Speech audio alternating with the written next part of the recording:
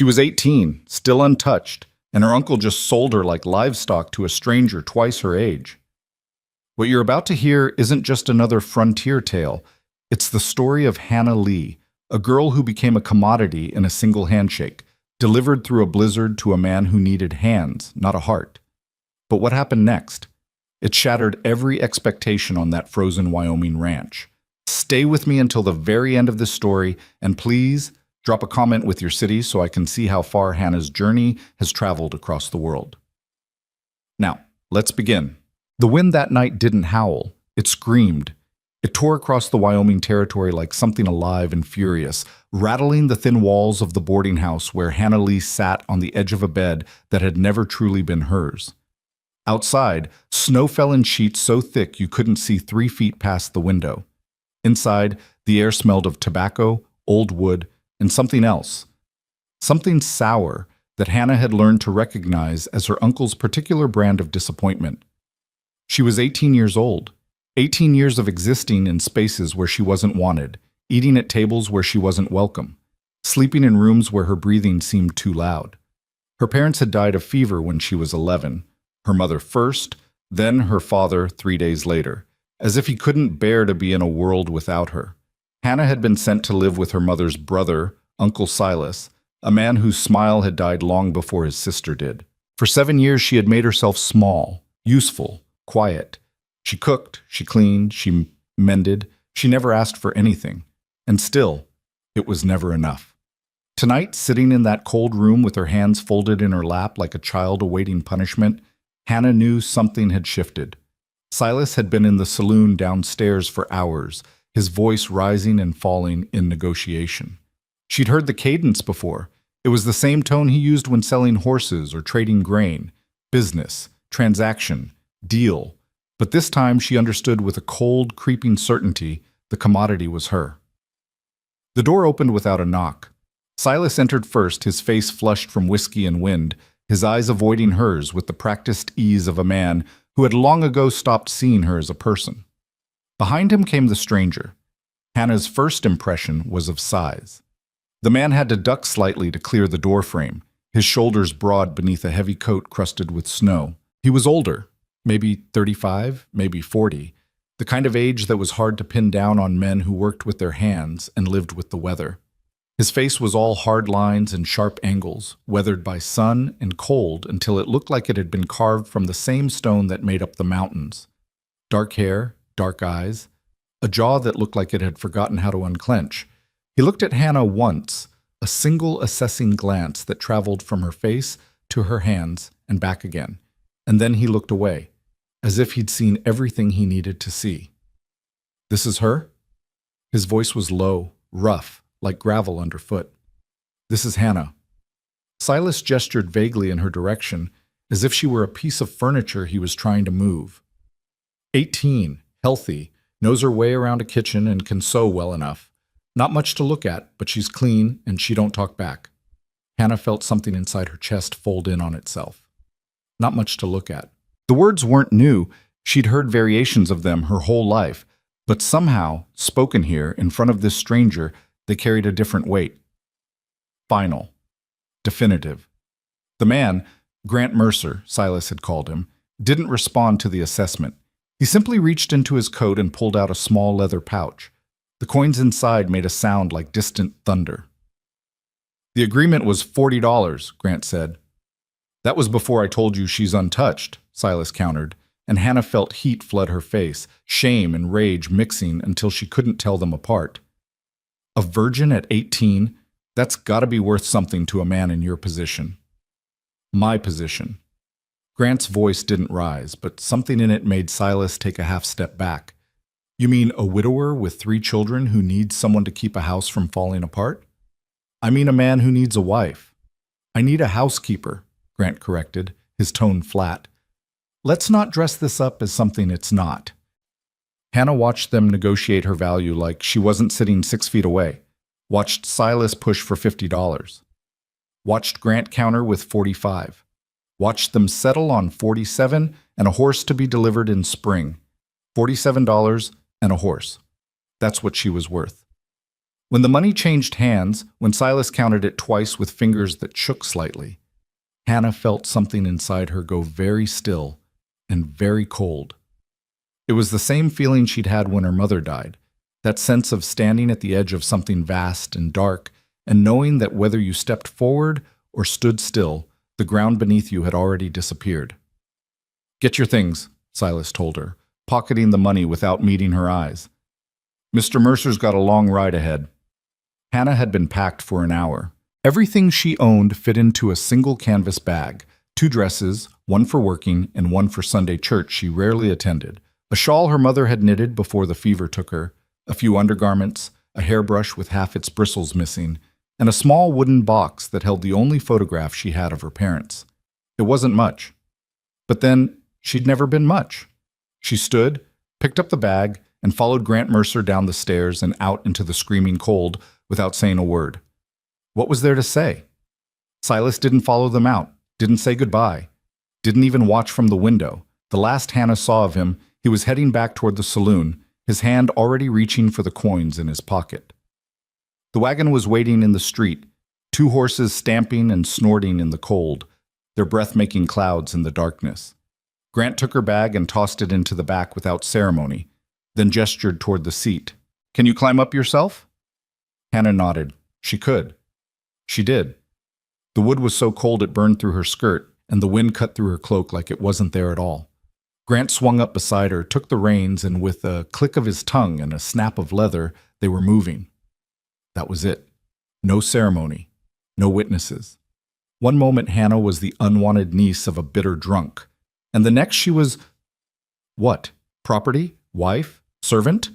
She didn't know, and the man beside her didn't seem inclined to clarify. They rode in silence. The storm made visibility almost impossible. Snow drove sideways into Hannah's face, melting on her cheeks in a way that felt like tears even though she wasn't crying. She wouldn't cry. She'd learned years ago that tears changed nothing, fixed nothing, softened nothing. They just made your face wet and your nose run and gave people something else to mock you for. So she sat up straight, kept her hands folded in her lap, and stared ahead into the wall of white as if she could see through it by sheer force of will. After what might have been an hour, time had become strange, measured only in degrees of cold and exhaustion. Grant spoke. "Ranch is about 3 hours out. Storm's going to make it longer." Hannah nodded, though she wasn't sure he could see her in the darkness. "You'll have your own room," he continued, his voice raised just enough to carry over the wind. "Separate from mine. You'll cook, clean, and look after the children. In return, you'll have a roof, food, and clothing as needed. Those are the terms." Those are the terms. As if this were a job she'd applied for. As if she'd had a choice in any of it. "I understand," Hannah said, because what else was there to say? Grant glanced at her then, the first real look he'd given her since that initial assessment in the boarding house room. "You speak." When spoken to. The words came out sharper than she'd intended, a little flash of the anger she kept buried deep. But Grant just nodded, something that might have been approval flickering across his face before the storm swallowed it. They didn't speak again for a long time. The journey was brutal. The cold worked its way through every layer of clothing Hannah wore, settling into her bones until she couldn't remember what warmth felt like. Her fingers went numb first, then her toes, then her face. She tucked her hands under her arms and hunched forward, trying to make herself smaller, trying to conserve whatever heat she had left. At some point, she wasn't sure when, she started to drift. Not sleeping exactly, but not fully awake either. A strange twilight state where the line between the storm outside and the storm inside her head blurred and mixed until she couldn't tell them apart. She thought about her mother, about the last thing her mother had said to her before the fever took her ability to speak. "Be brave, little bird. Be braver than I was." Hannah had never understood what that meant. Her mother had seemed plenty brave, brave enough to marry for love instead of security, brave enough to have a child even though the doctors said it might kill her, brave enough to laugh in the face of a hard life. But maybe her mother had seen something Hannah couldn't. Maybe she'd known that the real bravery wasn't in the big moments, the births and deaths and declarations, but in the small daily act of continuing to exist in a world that kept trying to erase you. We're here. Grant's voice pulled Hannah back to herself. She blinked, trying to focus, and realized the storm had lessened slightly. Through the snow, she could make out the dark shape of buildings. A house, a barn, a few smaller structures she couldn't identify. The Mercer Ranch. Her new home. The word felt wrong in her mouth, like something that didn't belong to her and never would. Grant pulled the wagon up to the house and set the brake. For a moment, neither of them moved. Then he turned to her, and in the faint light coming from the windows, Hannah saw his face clearly for the first time. It was a hard face, yes, but there was something else there too, something that looked like exhaustion so deep it had worn grooves into his features. "My children," he said slowly, as if choosing each word with care, "have been through enough. They don't need complications. They don't need drama. They need stability. Can you give them that?" Hannah met his eyes. "I don't know what I can give them, Mr. Mercer, but I can promise I won't make things worse." Something shifted in his expression. Surprise, maybe, or recognition. He nodded once, sharp and final. "That'll do." He climbed down from the wagon and came around to her side, reaching up to help her down. Hannah hesitated for just a moment. This was the first time he'd touched her, the first time any man had touched her beyond a handshake or an accidental brush in a crowded room. But then she took his hand because what choice did she have? His palm was rough with calluses, his grip strong but not crushing. He lowered her to the ground with surprising gentleness, then released her immediately and stepped back, as if touching her for even a second longer than necessary would violate some unspoken rule. "Come on," he said, grabbing her bag from the wagon. "Let's get you inside before you freeze to death." The front door opened before they reached it. A boy stood in the entrance, 8 or 9 years old, with dark hair that needed cutting and eyes that looked too old for his face. He stared at Hannah with an expression she couldn't quite read. Not hostile exactly, but not welcoming either. Wary, guarded. The look of someone who'd been hurt and had no intention of letting it happen again. "Lucas," Grant said, "this is Hannah. She'll be staying with us." "Hannah, this is my oldest, Lucas." The boy said nothing, just looked at her with those ancient eyes, and then stepped aside to let them enter. The house was warm, blessedly warm, and for a moment that was all Hannah could focus on. Heat from a potbelly stove in the corner, the smell of wood smoke and something cooking. She stood just inside the door, dripping snowmelt onto the wooden floor, and tried to take it all in. It was a simple house, one large main room that served as kitchen, dining, and living space, with a few doors leading off to what she assumed were bedrooms. Rough-hewn furniture that had been well made once but showed years of hard use. Dishes stacked by a basin, laundry hanging on a line strung across one corner. Everything functional, nothing decorative. A house, Hannah thought, but not a home. Not anymore. "Papa?" The voice was small, uncertain.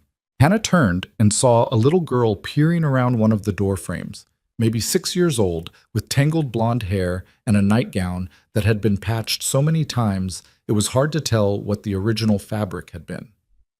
"It's all right, Jonah," Grant said, his voice gentling in a way Hannah hadn't heard before. "Come say hello." The girl, Jonah, crept into the room like a wild animal approaching a trap. She kept one hand on the doorframe, ready to bolt, and stared at Hannah with eyes the same color as her father's. "Hello, Jonah," Hannah said quietly. "I'm Hannah." The girl said nothing, just stared. "There's one more," Grant said. "Becky? She's 3, already asleep upstairs." 3 children. 3 motherless children in a house that had forgotten how to breathe. Hannah felt the weight of it settle onto her shoulders like a physical thing. This wasn't just about cooking and cleaning. This wasn't just about keeping a house running. This was about 3 small people who had lost their mother and had learned not to trust anything good that came through their door.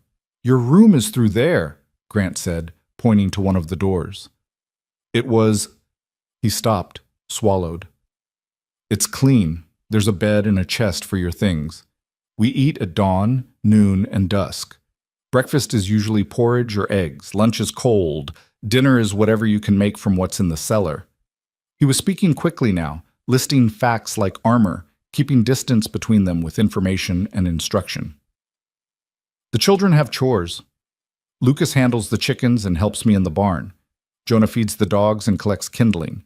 Becky is too young for much, but she can set spoons on the table. They're good kids. They'll listen to you if you're fair." "And if I'm not fair?" Hannah asked, surprising herself. Grant looked at her sharply. "Then they'll make your life hell, and I won't stop them." It was the most honest thing he'd said all night. "Fair," Hannah repeated. "I can do fair." "Good." He set her bag down by the door to what was apparently her room. "There's a basin and pitcher in there for washing. Privy is out back, 30 paces straight from the back door. Don't go out in the dark without the lantern. Easy to lose your way in the snow." He paused, then added, almost as an afterthought, "Welcome to the Mercer Ranch, Hannah Lee." It didn't sound like a welcome. It sounded like a warning. Then he turned and walked toward one of the other doors, his room, she assumed, and disappeared inside, closing the door behind him with a quiet click that somehow sounded like the final seal on a contract. Hannah stood in the main room, still dripping, still cold despite the warmth of the stove. Lucas had disappeared too, melting back into whatever shadows children vanished into when adults weren't looking. Only Jonah remained, still clutching the doorframe, still staring. "Good night, Jonah," Hannah said softly. The little girl blinked once, twice. Then without a word she turned and fled, her bare feet making small padding sounds on the wooden floor. Alone now, Hannah picked up her bag and pushed open the door to her room. It was small, a bed with a thin mattress and blankets that had been folded with military precision, a chest at the foot of the bed, a small table with a basin and pitcher, as promised, a single window with shutters closed against the storm. Nothing else. No decorations. No personal touches. No sign that anyone had ever lived here at all. It was, Grant had started to say, started to explain, and then stopped. Whose room had this been? Hannah set her bag on the chest and sat down on the bed. The mattress creaked under her weight, a sound like a question she didn't know how to answer. She thought about taking off her wet clothes, washing, changing, but she couldn't seem to move, couldn't seem to do anything but sit there in her damp dress and stare at the wall and try to understand what had just happened to her life. She'd been sold, delivered, dropped into a house full of grief and silence and children who looked at her like she was something dangerous. And the worst part, the part that made her throat tight and her eyes burn, was that she had nowhere else to go, no family to return to, no friends to take her in, no money to start fresh somewhere else. This was it. This was her life now. These four walls and these strangers and this cold, dark room that had belonged to someone else. "Be brave, little bird." Her mother's voice, clear as if she were standing in the room. "Be braver than I was." Hannah closed her eyes and took a long, shaking breath. Then another. Then another. She wasn't brave. She'd never been brave. But she was still here, still breathing, still upright. Maybe that was brave enough. Outside, the storm continued to scream. Inside, the house settled around her with creaks and sighs, and the sound of people sleeping in separate rooms, separate beds, separate lives that had suddenly, irrevocably collided. Hannah lay back on the bed, still fully clothed, and stared at the ceiling she couldn't see in the darkness. Tomorrow, she thought. Tomorrow she would figure out how to exist in this place.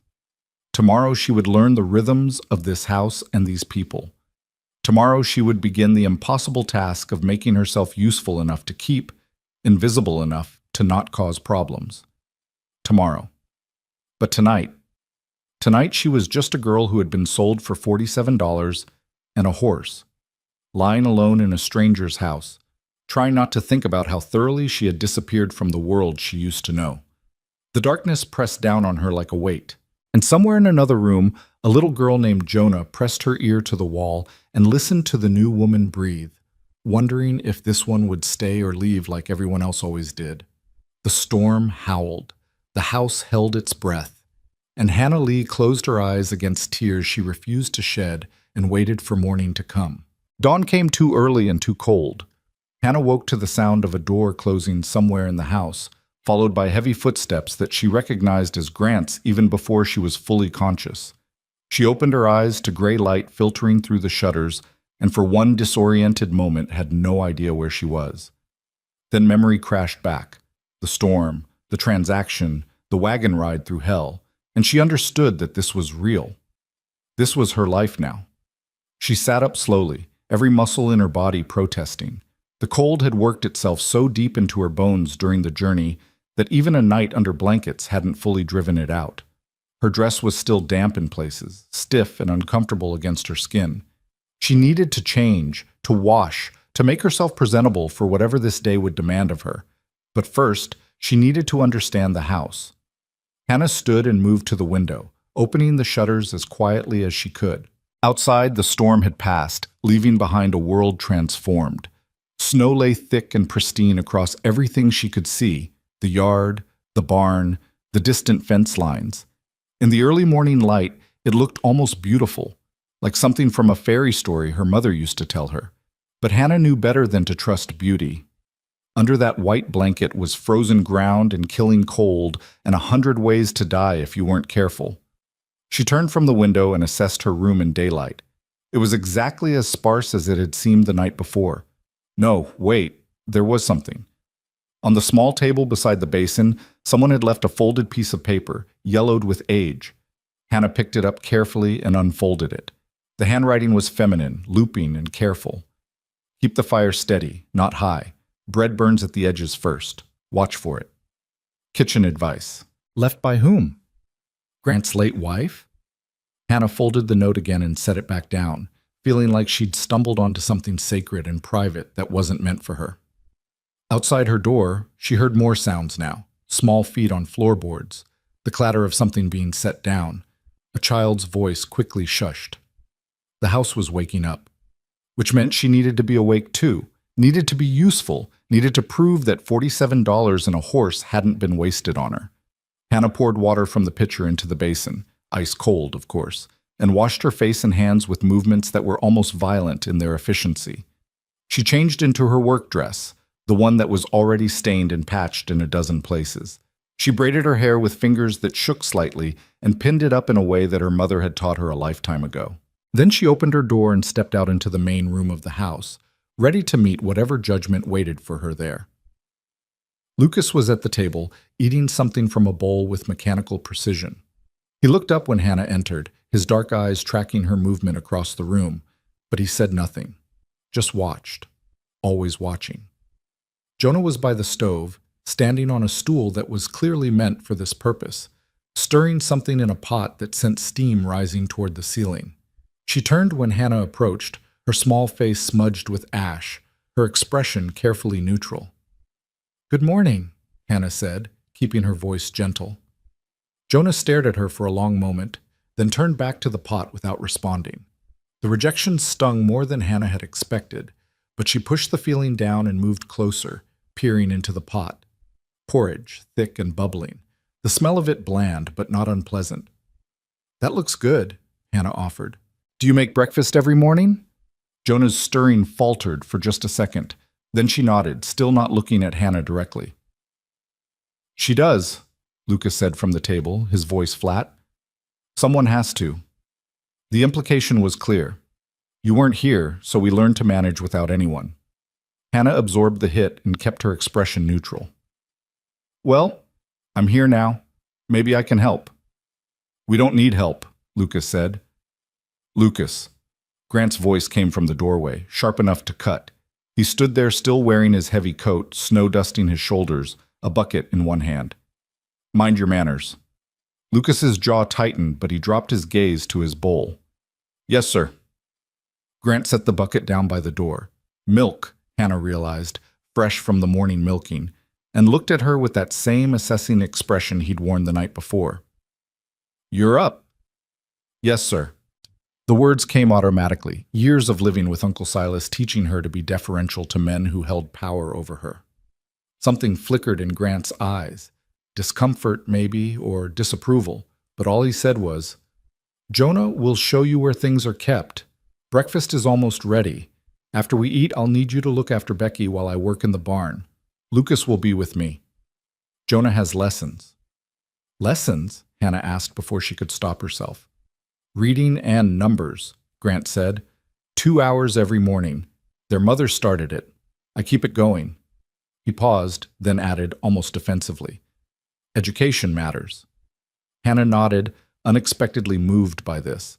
A widowed rancher in the middle of nowhere making sure his children could read. Of course it does. Grant studied her for a moment longer, as if trying to determine whether she was mocking him, then turned toward one of the back rooms. I'll get Becky up. She's slow in the mornings. He disappeared through the doorway, and Hannah was left alone with the two older children, and a silence that felt heavy with things unsaid. She moved to the bucket of milk and picked it up, looking around for where it should go. Jonah pointed wordlessly to a shelf near the window where other provisions were kept: flour, salt, a few preserved vegetables in jars. Hannah carried the bucket over and set it down, then turned back to find both children still watching her. "How long have you been doing this?" Hannah asked quietly. "Taking care of the house?" "Since Mama died," Jonah said, so softly Hannah almost missed it. 11 months and 13 days. The precision of it broke something in Hannah's chest. 11 months and 13 days. This child had been counting every single one. "That's a long time to carry so much responsibility," Hannah said. Jonah's eyes suddenly shone with tears that she blinked away furiously. "We manage fine." "I'm sure you do." Hannah took a step closer, then stopped when Jonah tensed. "But maybe now you don't have to manage alone." "We don't know you," Lucas said from the table, his voice hard despite his youth. "Papa bought you same as he'd buy a plow horse. That doesn't make you family." The words landed like stones, each one precise and meant to hurt. Hannah felt her face heat, but she forced herself to meet the boy's eyes steadily. "You're right," she said. "It doesn't. And I'm not here to replace anyone or pretend to be something I'm not. But I am here, and I can cook and clean and help carry some of what you've been carrying, if you'll let me." Lucas stared at her, clearly not expecting that response. Before he could say anything else, Grant returned carrying a small figure bundled in a blanket.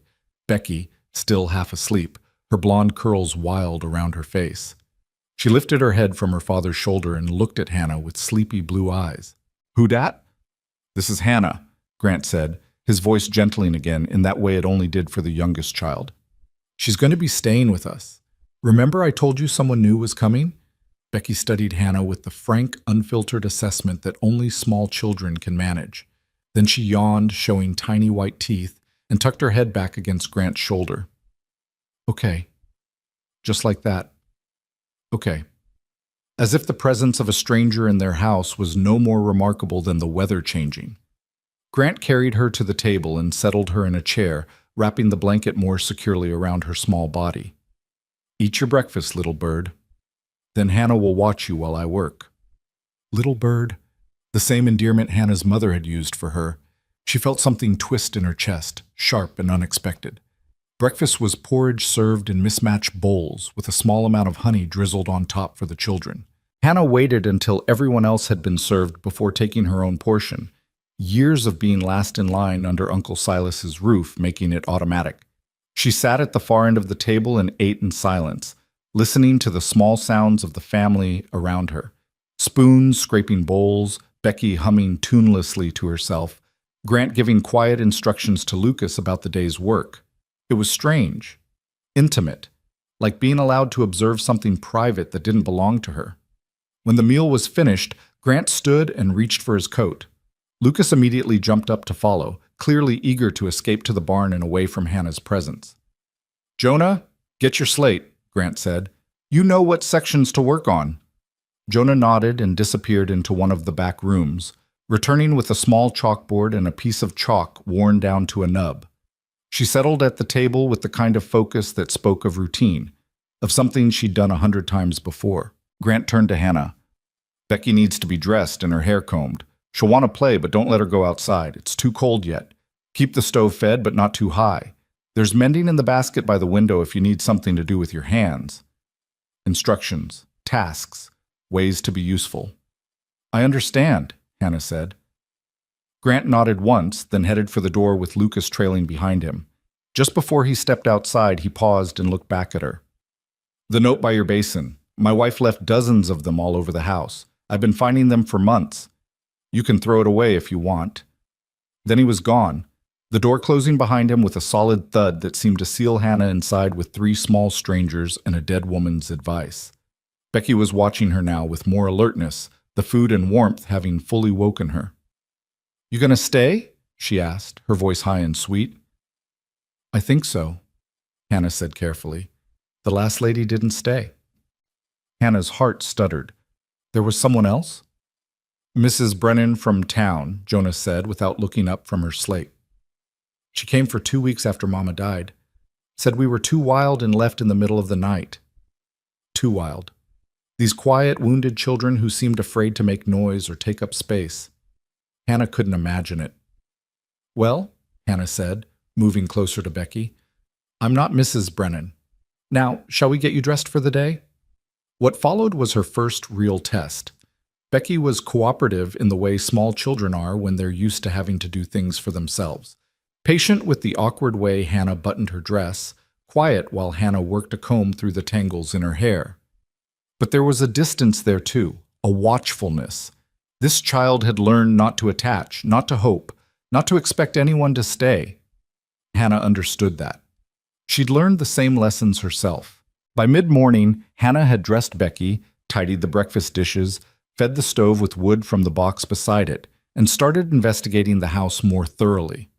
The mending basket Grant had mentioned was overflowing, shirts with torn seams, socks with holes, a small dress that had lost most of its buttons.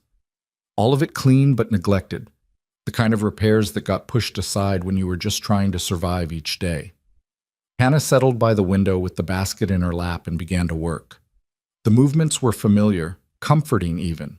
Her mother had taught her to sew before she could write, and the needle moving through fabric required no thought, leaving her mind free to wander and observe. Becky played on the floor nearby with a set of carved wooden animals, creating elaborate stories in whispered tones. At the table, Jonah scratched careful numbers onto her slate, her tongue poking out slightly in concentration. Outside, Hannah could occasionally hear Grant's voice calling instructions to Lucas, the sounds muffled by distance and walls. It was domestic, peaceful, and utterly foreign to someone who'd spent 7 years being tolerated rather than included. "What you making?" Becky asked, abandoning her animals to come peer at Hannah's hands. "I'm fixing your brother's shirt," Hannah said, holding it up to show the seam she was repairing. "See? It was torn here, but now it'll hold together again." Becky reached out with one small finger to touch the neat line of stitches. "Mama used to fix things." "Did she?"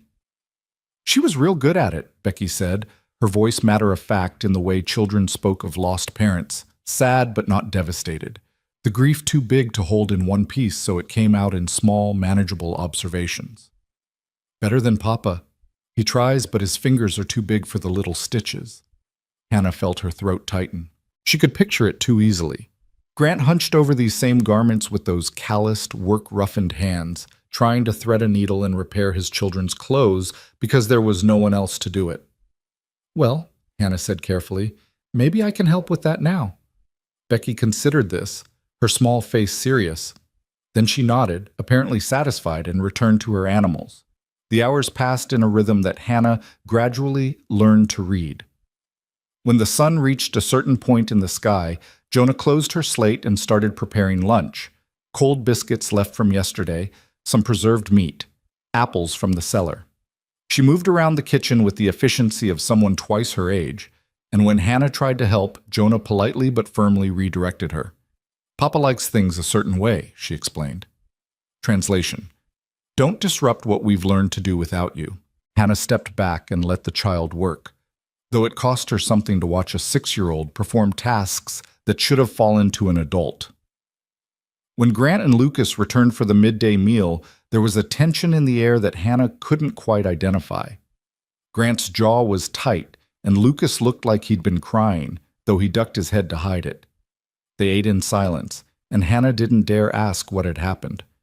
After lunch, Grant pulled on his coat again. "I'll be checking the fence line in the north pasture. Lucas, you're with me. We'll be back before dark." "Can I come?" Jonah asked, her voice small and hopeful. "Not today, little one. Too cold. You stay inside with Hannah and Becky." Jonah's face fell, but she nodded obediently. Hannah watched this small disappointment play out and made a mental note. The children want to be with their father, want his attention, his time, his approval. After Grant and Lucas left, Hannah turned to Jonah. "Your lessons are finished for the day?" Jonah nodded. "Then would you teach me where everything is kept? I'd like to start dinner, but I don't want to disturb your father's arrangements." For the first time, Jonah looked at her with something other than suspicion. "You want me to show you?" "I do. You know this house better than I ever will. I'd be grateful for your help." Something softened in Jonah's face. She stood up straighter, pride mixing with surprise. "Okay, I can do that." What followed was a tour of the kitchen from a 6-year-old's perspective. Jonah showed Hannah where the flour and cornmeal were kept, how much wood the stove needed, which pots were for what purposes. She explained in careful, serious tones that Papa didn't like onions in his stew, that Lucas would only eat carrots if they were cut small, that Becky had to have her milk warmed or she'd get a stomachache. Hannah listened and made mental notes of all of it, seeing with new clarity how much these children had taken on. They hadn't just survived their mother's death. They'd become the architects of their own survival, learning through trial and error what worked and what didn't, what kept their father from completely collapsing under the weight of his grief. "You've done an amazing job," Hannah said when the tour was complete. "Your mama would be proud of how well you've kept everything going." Jonah's eyes filled with tears so suddenly that Hannah was startled. The little girl turned away quickly, her shoulders hunching. "Don't talk about Mama," she said, her voice thick. "It makes it hurt again." Hannah's heart cracked. She wanted to reach out, to comfort, but she held herself back, sensing that touch would be unwelcome. "I'm sorry. I won't mention her again unless you want me to." Jonah nodded without turning around, then fled to the back room where she slept, leaving Hannah standing alone in the kitchen with Becky, who had witnessed the entire exchange with wide, solemn eyes. "Jonah cries sometimes," Becky said conversationally, "but only when Papa can't see." "Does she?" "Uh-huh. At night, I hear her." Hannah knelt down so she was at eye level with the little girl. "Do you cry too?" Becky thought about this for a moment, her face scrunched in concentration. "Sometimes, but I don't remember Mama as good as they do. Sometimes I forget what her voice sounded like." The casual devastation of it nearly undid Hannah. This child, barely more than a baby, already forgetting the woman who had given her life. "That's all right," Hannah said gently. "It doesn't mean you loved her any less." "That's what Papa says too." Becky tilted her head, studying Hannah with those clear blue eyes. "Are you going to be our new mama?" Hannah stopped, the question catching her completely off guard. "I don't know, sweetheart. I don't think so." "Okay," Becky said, accepting this with the same easy acceptance she'd shown that morning. Then she went back to her animals, and Hannah was left kneeling on the floor, trying to understand what she'd just agreed to and what she hadn't. The afternoon stretched long and strange. Hannah made bread, following the instructions from the note she'd found. Keep the fire steady, not high. And to her surprise, it turned out well. Not perfect, but edible, and better than the hard, burned loaves she'd produced for Uncle Silas. She started a stew with preserved vegetables and some of the meat from the cold cellar, adding the spices carefully, trying to balance what she knew with what Jonah had told her about the family's preferences. While the food cooked, she worked on the mending, finding a strange peace in the repetitive motion of the needle. Becky eventually climbed into her lap, and Hannah led her, adjusting her position so the child could see the stitches form. "Will you teach me?" Becky asked. "To sew?" "Uh-huh. Mama was teaching me, but then—" She trailed off, the sentence needing no completion. "I'd be happy to teach you," Hannah said. "But maybe we start with something simple. How about I show you how to thread a needle?" They spent the next hour like that, Hannah guiding Becky's small fingers, praising her efforts even when the thread went everywhere except through the eye of the needle. It was sweet, tender. The kind of moment Hannah had thought she'd never have, a child trusting her, wanting to learn from her, choosing to be close to her. When Jonah emerged from the back room, her eyes were red but dry. She stood in the doorway watching them for a long moment before speaking. "The bread smells good," she said quietly. "Thank you," Hannah replied. "Would you like to help me finish the stew?" Jonah hesitated, clearly torn between her earlier retreat and the olive branch being offered. Finally, she nodded and moved to the stove, and together they worked on the evening meal in a silence that was less hostile than it had been that morning. Grant and Lucas returned just as the sun was starting to set, both of them red-faced from cold and exhaustion. Grant stopped in the doorway, and Hannah saw his nose lift slightly, catching the smell of bread and stew. Something crossed his face, surprise maybe, or relief, before his expression closed down again. "Smells good," he said, echoing his daughter's earlier words. "It's almost ready," Hannah told him. "If you'd like to wash up, we can eat soon." He nodded and moved toward the basin, Lucas trailing behind him with his head still down. Hannah noticed the boy had been crying again. His eyes were swollen and his breathing had that hitched quality that came after hard tears, but Grant seemed determined to ignore it. Dinner was the real test. Hannah served the food with hands that trembled slightly, hyper-aware of 4 pairs of eyes watching every move she made. The bread was sliced and placed on the table. The stew was ladled into bowls. Everyone sat in what were clearly their assigned places, with Hannah taking the seat that had been left empty. The wife's seat, she realized. The mother's seat. For a long moment, no one spoke. Then Grant picked up his spoon and tasted the stew. Hannah watched his face, trying to read his reaction, but he was as unreadable as stone. "It's good," he said finally. "Different from how—" He stopped. "It's good." High praise, apparently, because Jonah and Lucas immediately started eating, as if their father's approval had granted them permission. Becky, already eating with the enthusiasm of a child who didn't understand tension, hummed happily to herself. Hannah picked up her own spoon but found she couldn't eat. Her stomach was twisted too tight, her nerves too raw. She'd passed some kind of test, but she wasn't sure what it meant or what came next. "You used time," Grant said suddenly. Hannah looked up, startled. "Yes. Is that— should I not have?" "No, it's—" He paused, his jaw working. "My wife used time. I'd forgotten what it tasted like." The admission hung in the air between them, vulnerable and aching. Hannah didn't know what to say to it, how to respond to grief she could sense but not fully understand.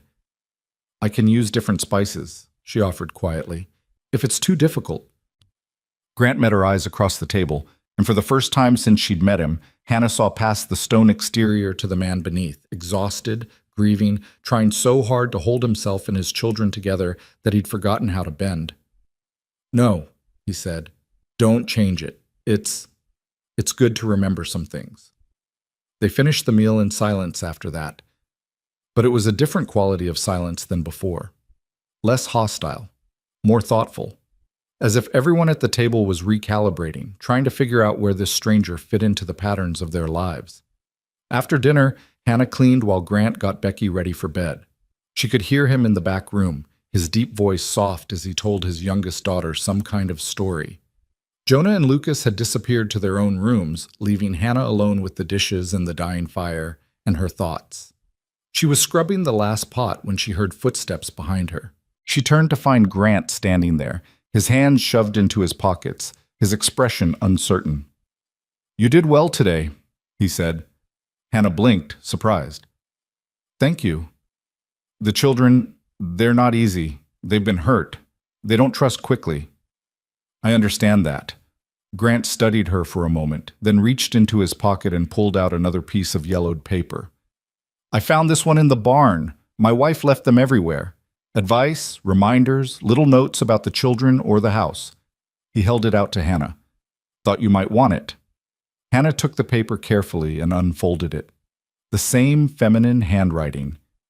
Jonah loves stories before bed. Lucas pretends he doesn't, but he listens from his room. Make them long. Make them full of brave people who survive hard things.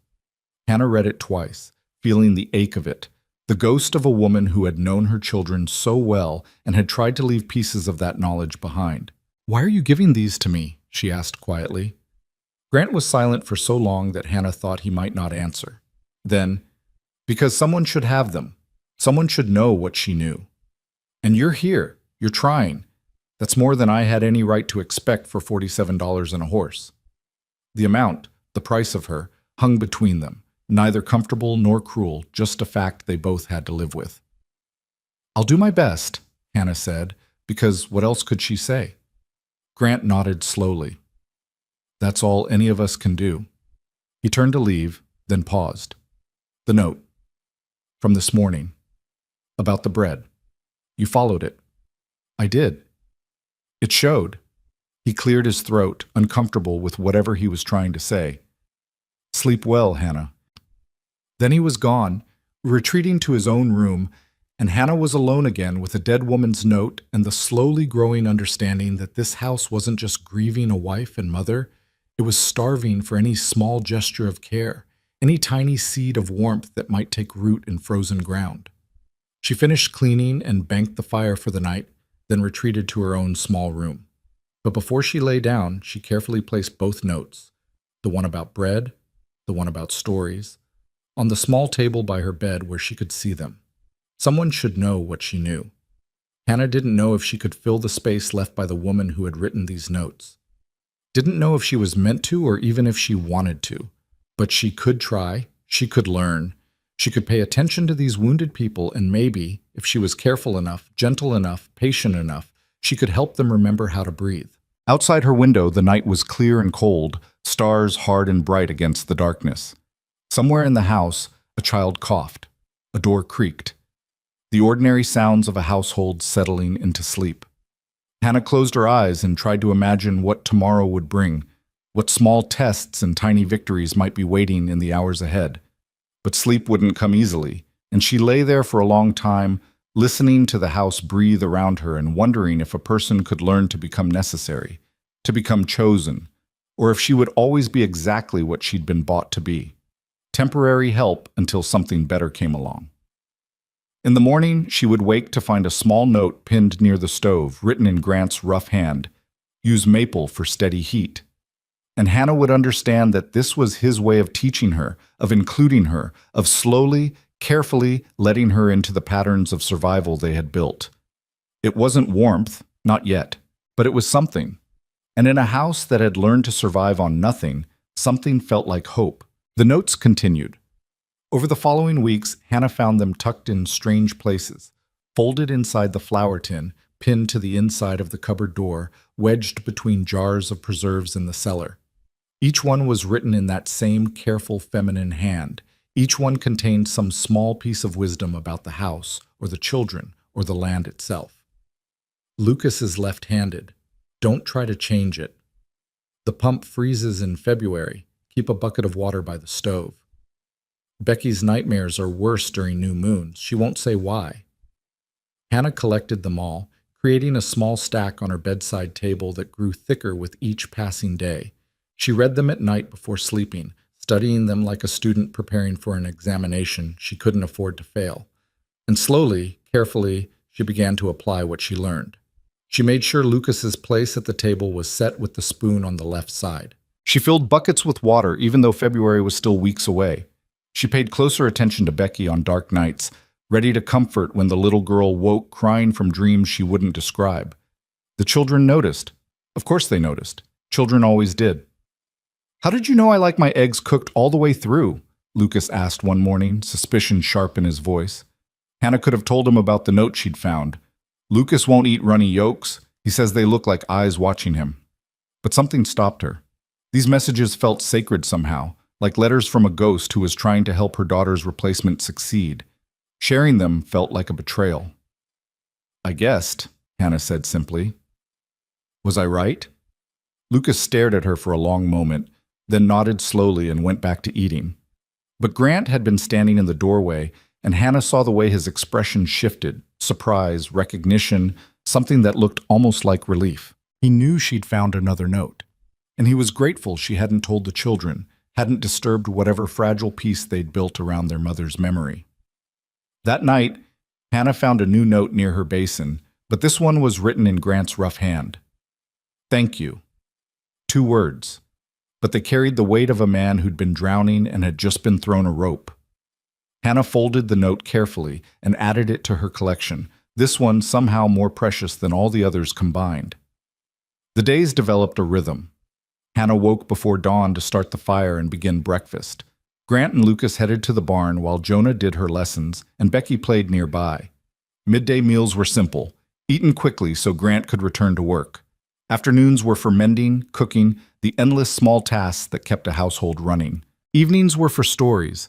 Hannah had taken the dead woman's advice to heart and told long tales of brave people surviving impossible things, making them up as she went while Jonah and Becky listened with rapt attention and Lucas pretended not to hear from his room.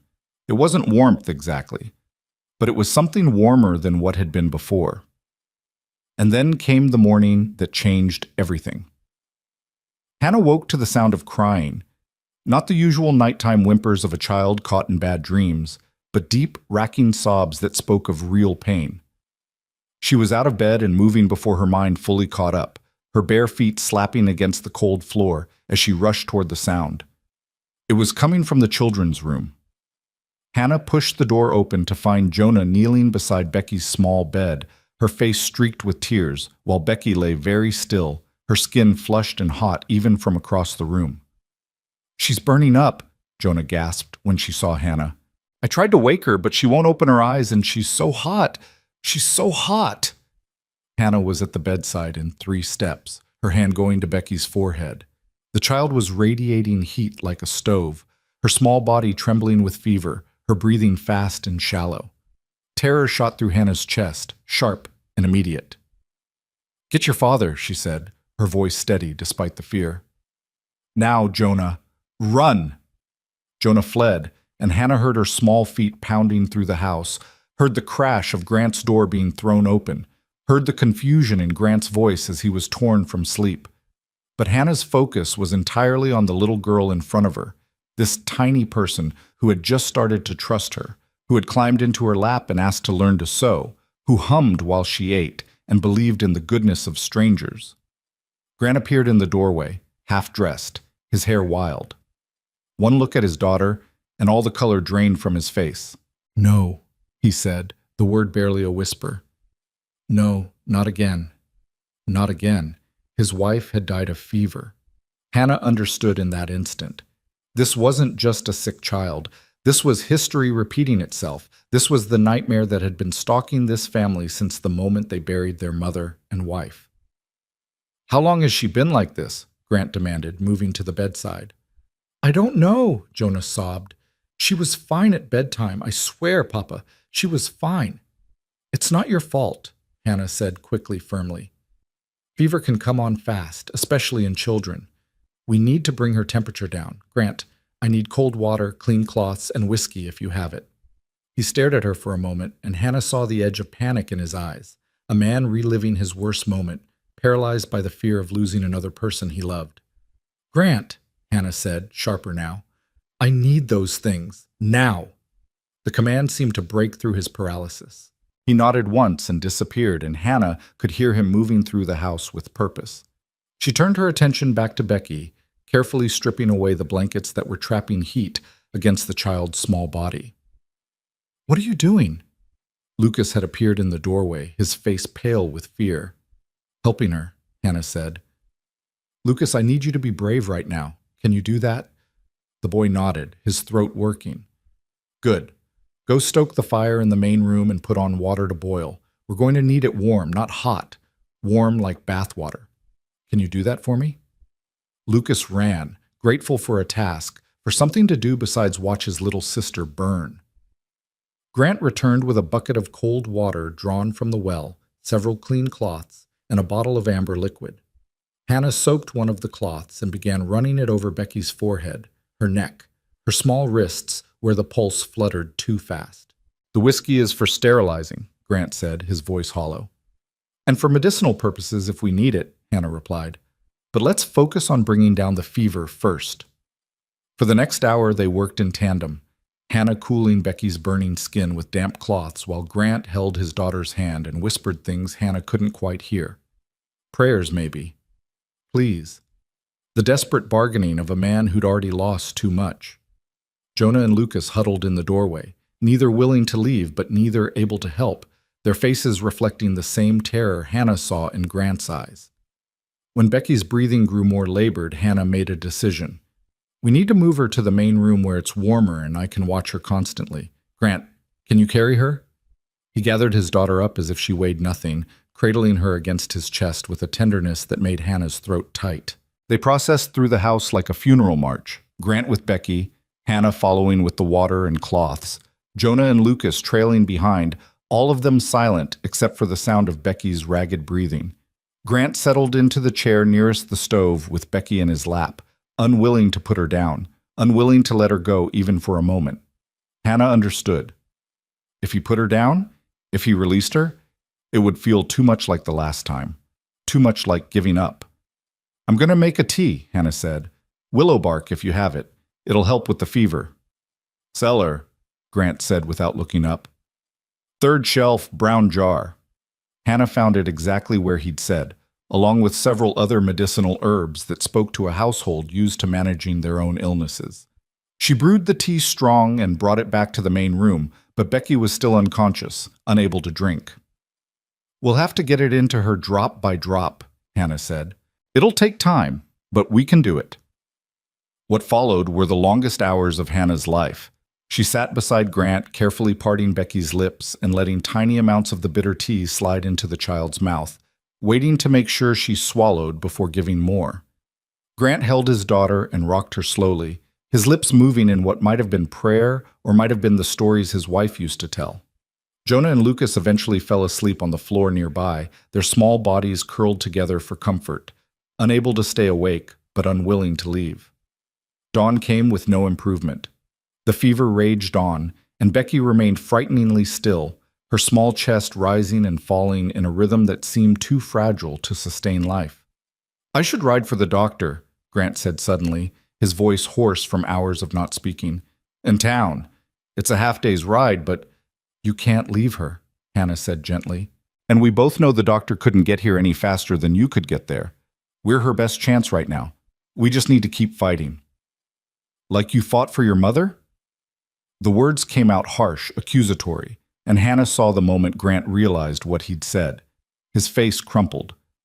"Christ, I'm sorry, I didn't mean—" "It's all right," Hannah said, "though it wasn't. Not really." "You're scared. I understand." "My wife died in my arms," Grant said, the words tumbling out as if a dam had broken. "I held her just like this for 3 days while the fever ate her alive, and I couldn't do anything.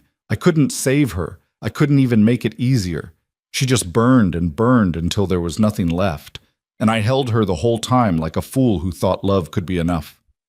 His voice broke on the last word, and Hannah saw tears sliding down his weathered face, cutting tracks through dirt and exhaustion. "Love is enough," Hannah said quietly. "It doesn't always save them, but it matters. She knew you were there. She didn't die alone. That counts for something." "Does it?" Grant looked at her with eyes that were drowning. "Because right now it feels like the only thing I'm good at is watching the people I love disappear." Hannah wanted to say something comforting, something wise, but she had no words that could make this better. So instead she reached out and placed her hand over his where it rested on Becky's back, the first time she'd deliberately touched him since that night in the wagon. "You're not alone this time," she said. "We're going to fight for her together." Grant's eyes met hers, and something passed between them in that moment. Recognition, maybe, or understanding, or just the desperate solidarity of two people standing against the dark. "Together," he repeated, and his hand turned under hers, his fingers curling around her palm like a lifeline. They stayed like that as the sun climbed higher, as the house warmed, as Jonah and Lucas woke and crept close to watch their sister breathe. Hannah continued the slow, patient work of getting medicine into Becky drop by drop. Grant held his daughter and rocked her. And between them, their hands stayed clasped, neither willing to let go. It was late afternoon when Becky stirred. The movement was small, just a flutter of her eyelids, a tiny shift in her breathing, but they all saw it. Grant's whole body went rigid with hope and fear. "Becky?" he whispered. "Baby girl, can you hear Papa?" Another flutter, then her eyes opened, unfocused and glassy with fever, but open. Alive. "Papa?" Her voice was barely audible, cracked and dry. "I'm here, little bird. Papa's right here." Becky's gaze drifted, found Hannah. "Mama Hannah?" The name, that name, hit Hannah like a physical blow. She felt Grant's hand tighten around hers, felt the weight of what this child had just said, what it meant, what it changed. "I'm here too, sweetheart," Hannah managed, her voice thick. "Thirsty," Becky whispered. They gave her water, small sips that she took eagerly. Her fever was still high, but no longer the terrifying inferno it had been. She was present, aware, fighting. "You're doing so good, baby," Grant said, his voice breaking. So good." Becky's eyes drifted closed again, but this time it was sleep, not unconsciousness. Real sleep, healing sleep, the kind that meant the body was winning its battle. Grant lowered his head, and his shoulders shook with silent sobs. Hannah felt her own tears spilling over, relief mixing with exhaustion until she couldn't tell them apart. Jonah and Lucas were crying too, wrapped around each other, the tension that had held them all captive for hours finally releasing. "Thank you," Grant said when he could speak again. "Thank you, Hannah. I couldn't have if you hadn't been here." "But I was here," Hannah said firmly, "and she's going to be all right. We caught it in time." The words hung in the air, and Hannah realized she'd said "we" without thinking. Not you or I, but we. As if somewhere in the long night and longer day, they'd become a unit, a team. Something more than employer and employee, more than stranger and stranger. Grant seemed to realize it too. He looked at her with an expression she couldn't quite read. Gratitude mixed with something deeper, something that made her pulse quicken in a way that had nothing to do with fear. "Stay with us," he said suddenly. "Not just, I don't mean the arrangement we made. I mean really stay, be part of this family. These children need you. I need—" He stopped, swallowed hard. "Please, don't leave." Hannah opened her mouth to respond, but before she could, Jonah spoke up from the floor. "You called her Mama Hannah," she said to Becky, who was still sleeping. Then she looked at Hannah with eyes that were assessing, cautious, but no longer quite so guarded. "Is that what you are now? Our mama?" Hannah faltered, not sure how to answer, not sure what answer was true. "You stayed up all night to save her," Lucas said, his voice rough but no longer hostile. "Mama would have done that." "Your mama would have done it better," Hannah said quietly. "I'm not trying to replace her. I could never—" "We know," Jonah interrupted. "But maybe you could be something else, something new, not Mama, but not just the lady Papa bought either." Hannah felt something crack open inside her chest. "What would I be then?" Jonah considered this with the seriousness of someone much older. "Ours," she said finally. "You'd be ours. If you want to be. If you want to be." As if Hannah had a choice. As if she hadn't already been choosing them with every note she'd read, every meal she'd cooked, every small kindness she'd offered. As if her heart hadn't already been caught by these wounded, brave children and their father who was trying so hard not to drown. "I want to be," Hannah whispered. "I want to be yours." Grant's hand was still in hers. He squeezed it once, firm and deliberate, and when Hannah looked at him, she saw something in his eyes that made her breath catch. Not love. Not yet. Maybe never. But something like recognition. Like seeing another person clearly for the first time and understanding that they were real, they mattered, they had become necessary. For 3 more days, Hannah didn't leave Becky's side. She slept in the chair by the stove when exhaustion forced her to close her eyes, woke at the slightest sound from the child, administered medicine and water, and soft foods as Becky slowly regained her strength. Grant brought her meals and tried to convince her to rest properly, but Hannah refused. She'd made a promise. "I want to be yours." And she intended to keep it. On the 4th morning, Becky woke clear-eyed and asking for pancakes, and Hannah knew the crisis had truly passed. She made the pancakes while tears of relief streamed down her face, and when she served them, Becky ate with the enthusiasm of someone who'd forgotten what food tasted like. "You cried for me," Becky said suddenly, looking at Hannah with those bright blue eyes. "Jonah says you cried." "I did," Hannah admitted. "How come?" "Because I love you." The realization hit Hannah like a lightning strike.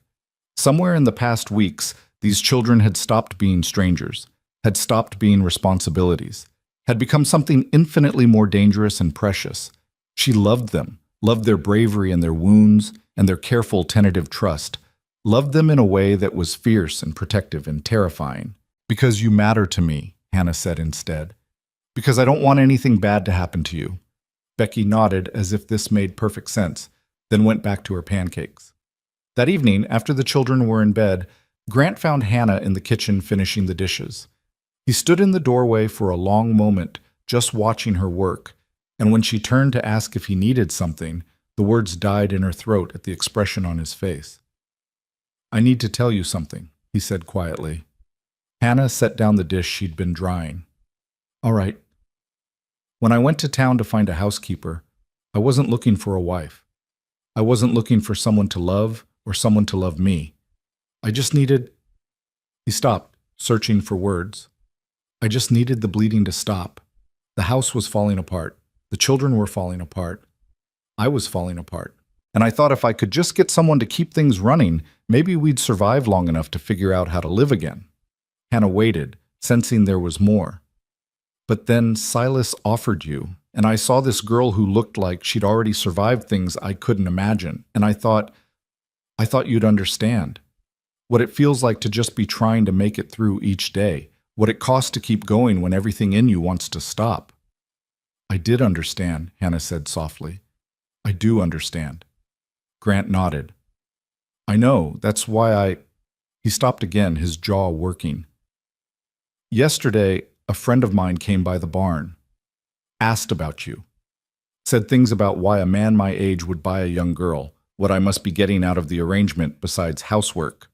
Hannah felt her stomach drop. She'd known people would talk, had braced herself for it, but hearing it spoken aloud still hurt. "I told him you were just here for convenience," Grant continued, and now his voice was rough with something that might have been shame. "Said I chose you because you were young enough to work hard and not make demands. Said it meant nothing, you meant nothing. You were just another set of hands to keep the house together." The words landed like blows. Hannah tried to keep her face neutral, tried not to show how deeply they cut, but she must have failed because Grant flinched. "I lied," he said quickly. "I lied to protect your reputation, to keep him from saying worse things, from making worse assumptions. But Hannah—" He took a step closer. "I lied because I didn't know how to tell the truth. Didn't know how to admit that that these past weeks you've—" He was struggling, and Hannah wanted to help him, wanted to offer him the words he couldn't find, but her own throat was too tight to speak. "You matter," Grant said finally, simply. "You're not convenient. You're not just hands to do work. You stayed up for 3 days to save my daughter. You've been reading my wife's notes and learning everything about my children because you care, not because I'm paying you. You've given us something I thought we'd lost forever, and I don't even know what to call it, but it's not nothing. It's everything." Hannah felt tears burning behind her eyes. "Grant, I don't know if I can love again," he said, and the honesty of it was brutal and beautiful at once. "I don't know if I remember how. My wife, she was my whole world, and when she died, something in me died too. But I know that I can't breathe when I think about you leaving. I know that when I see you with my children, something that's been frozen inside me starts to thaw. I know that you're not just the woman I bought to keep my house. You're—" He stopped, and Hannah waited, her heart hammering against her ribs. "You're becoming part of us," he finished quietly. "And I need you to know that. Need you to know that you're not nothing. You've never been nothing." Hannah couldn't speak, couldn't find words big enough to hold what she was feeling. So she just nodded, and Grant nodded back, and they stood there in the kitchen with 3 sleeping children nearby and something fragile and new forming in the space between them. "Thank you for telling me," Hannah managed finally. Grant nodded again, then turned to leave, but he paused in the doorway and looked back at her. "The note I left you, the one that just said thank you. Yes? I meant it. For everything. For staying. For caring. For being here when we needed you most." Then he was gone, and Hannah was alone with her thoughts, and her wildly beating heart, and the understanding that something had shifted, something had changed, something had been said that couldn't be unsaid. She finished the dishes in a daze and went to bed, but couldn't sleep. Her mind kept replaying Grant's words. "You matter. You're becoming part of us. I can't breathe when I think about you leaving. Not love." He'd been clear about that. But something something that felt like it could grow into love if they were careful with it, if they nurtured it, if they gave it time and space and patience. Hannah lay in her small room and stared at the ceiling and tried to imagine a future where she wasn't just borrowed time, wasn't just $47 and a horse, wasn't just convenient. Tried to imagine being chosen, being wanted, being loved.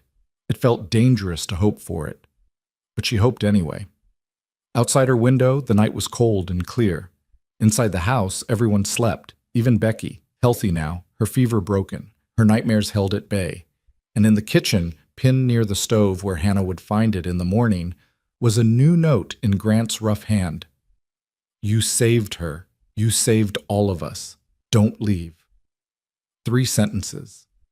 But they held a world of meaning, a universe of possibility. Hannah would find it at dawn, would read it with shaking hands and burning eyes, would fold it carefully and add it to her collection of notes from the dead and the living, from the woman who'd loved this family first, and the man who was learning to love again.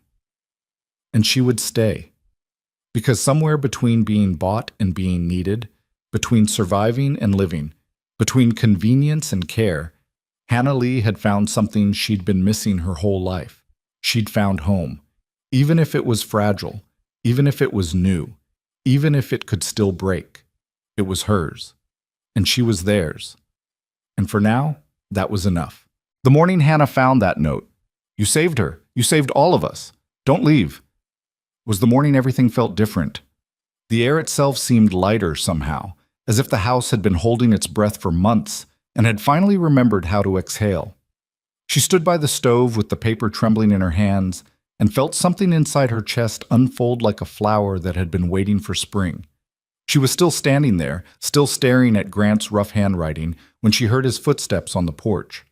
The door opened and he came in carrying an armful of wood, snow dusting his shoulders, his breath making clouds in the cold air. He stopped when he saw her, saw the note in her hands, and for a moment neither of them moved. "You found it," he said unnecessarily. "I found it," Hannah confirmed, her voice steady despite the chaos of feeling inside her. "And?" Grant set the wood down by the stove, his movements careful, controlled. "What's your answer?" Hannah looked at him, really looked at him, and saw past the hard exterior to the man beneath. Saw someone who'd been broken and was trying to learn how to be whole again. Saw someone who was offering her something precious and fragile and real. "I'm not going anywhere," she said. The relief that crossed Grant's face was so profound it was almost painful to witness. His shoulders dropped, his jaw unclenched, and for just a moment he looked younger, softer, like the man he might have been before grief had carved him into stone. "Good," he said roughly.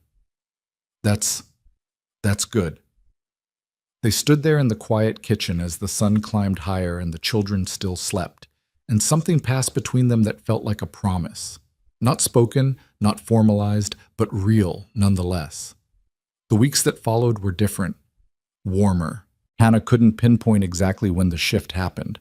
There was no single moment, no grand gesture, but gradually the house began to feel less like a mausoleum and more like a home. The children laughed more. Grant smiled occasionally, small expressions that transformed his whole face. And Hannah found herself singing while she worked, old songs her mother had taught her that she'd forgotten she knew. It was Jonah who brought up the wildflowers first. They were having dinner one evening in early March, the windows showing the first real signs that winter might actually end someday, when Jonah suddenly said, "Mama's flowers will be coming up soon." The table went quiet. Lucas's spoon stopped halfway to his mouth. Becky looked confused, too young to fully remember. And Grant's face did that thing where it closed down, shuttering all emotion behind a wall of careful blankness. "What flowers, sweetheart?" Hannah asked gently when no one else spoke. "In the field behind the north pasture," Jonah explained, her voice small. "Mama loved them. Every spring she'd take us out there and we'd pick them and make crowns, and she'd tell us about how wildflowers were the bravest plants because they grew where nothing else could." She paused, her eyes shining with unshed tears. "Papa won't go there anymore."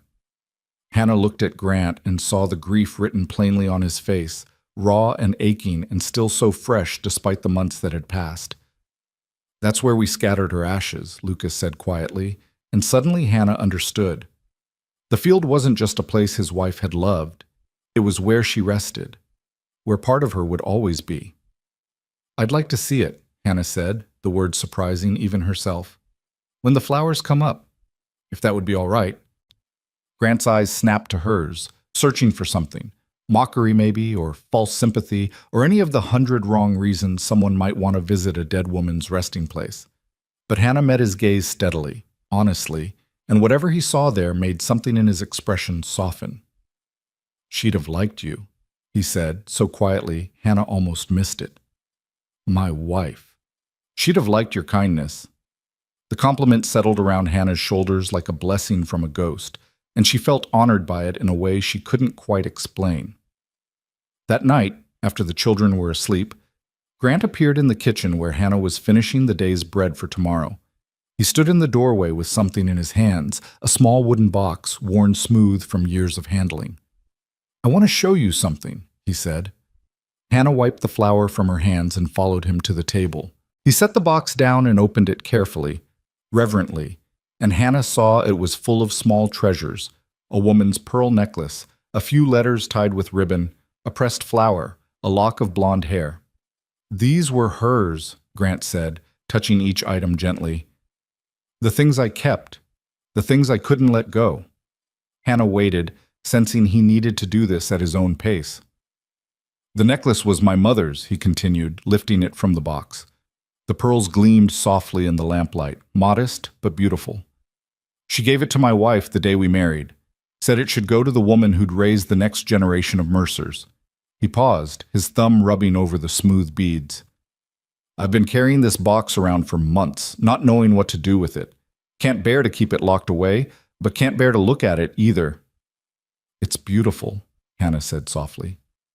"My wife wore it every Sunday to church," Grant said, "even when we had nothing else. Even when we were scraping by on hope and stubbornness, she'd put on this necklace and hold her head high. She said it reminded her that she came from strong women and she'd be a strong woman too." His voice cracked slightly. "She was. God, she was so strong. Right up until the end." Hannah didn't know what to say to that kind of grief, so she just reached out and placed her hand over his where it rested on the table. Grant looked at their joined hands for a long moment, then carefully, deliberately, he turned his palm up and laced his fingers through hers. "I want you to have it," he said. Hannah's breath caught. "Grant, I can't." "Yes, you can." His grip tightened. "You're raising my children. You're keeping this house alive. You're doing everything she would have done if she could have stayed. And I think—" He swallowed hard. "I think she'd want you to have it. Want you to know that you're not just temporary. You're not just convenient. You're the woman who's raising the next generation of Mercers." The weight of what he was offering hit Hannah like a physical force. This wasn't just a necklace. This was acceptance, recognition, a place in the family that went deeper than any arrangement or transaction. "I don't want to take her place," Hannah whispered. "You're not," Grant said firmly. "You're making your own place. And it's time you had something that says you belong here." With shaking hands, Hannah took the necklace. The pearls were cool and smooth against her skin, and when she fastened them around her neck, they settled against her collarbone like they'd been waiting for her. Grant looked at her wearing his mother's necklace, and his expression was complicated, grief and gratitude and something else, something that looked almost like wonder. "It suits you," he said quietly.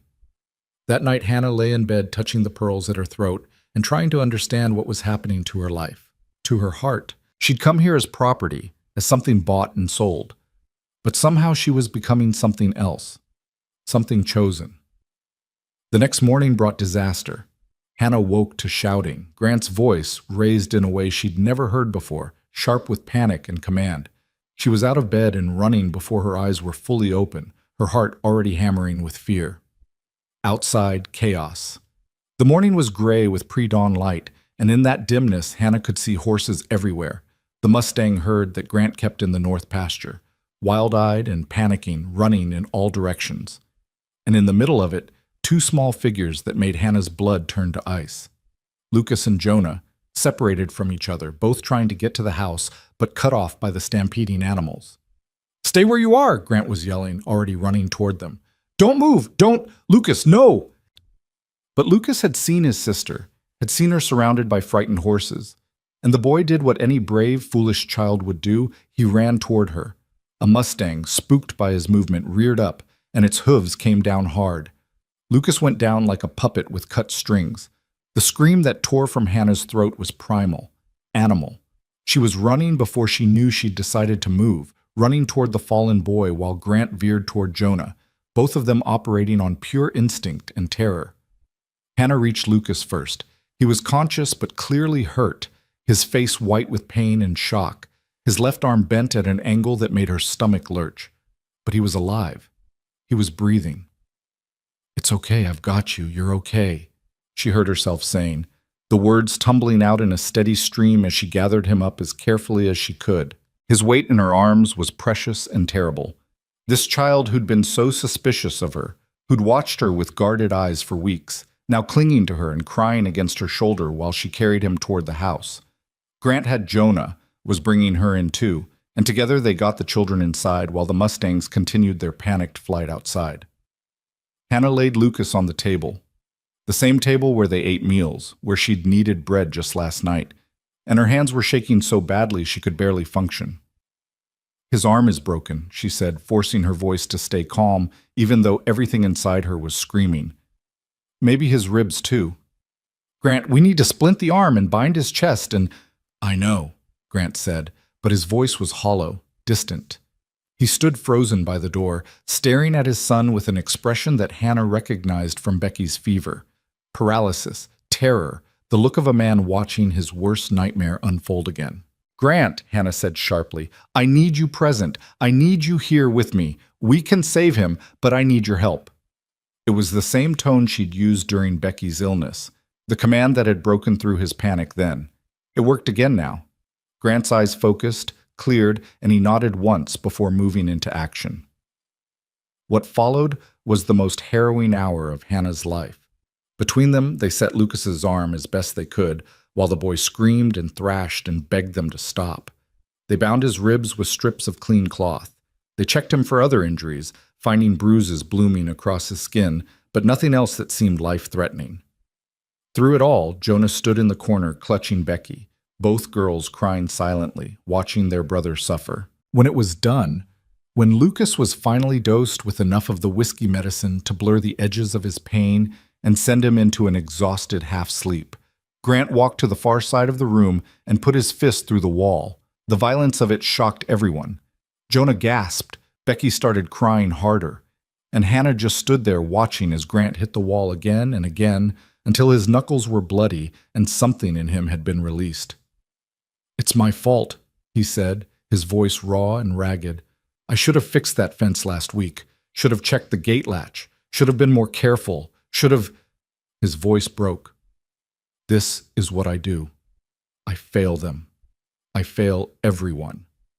"No," Hannah said firmly, moving toward him. "No, Grant, listen to me. This was an accident. You couldn't have predicted." "I should have!" He rounded on her, and Hannah saw the full force of his anguish, his guilt, his bone-deep terror. "I'm their father. I'm supposed to protect them. But I couldn't save my wife, and now I'm going to lose—" "You're not going to lose him," Hannah interrupted, grabbing his shoulders and making him look at her. "Lucas is going to be fine. We caught it in time. We stopped the bleeding. We set the bones. He's young and strong, and he's going to heal." "You don't know that." "I do know that," Hannah said, and her voice was steel. "Because I'm not going to let anything else happen to him.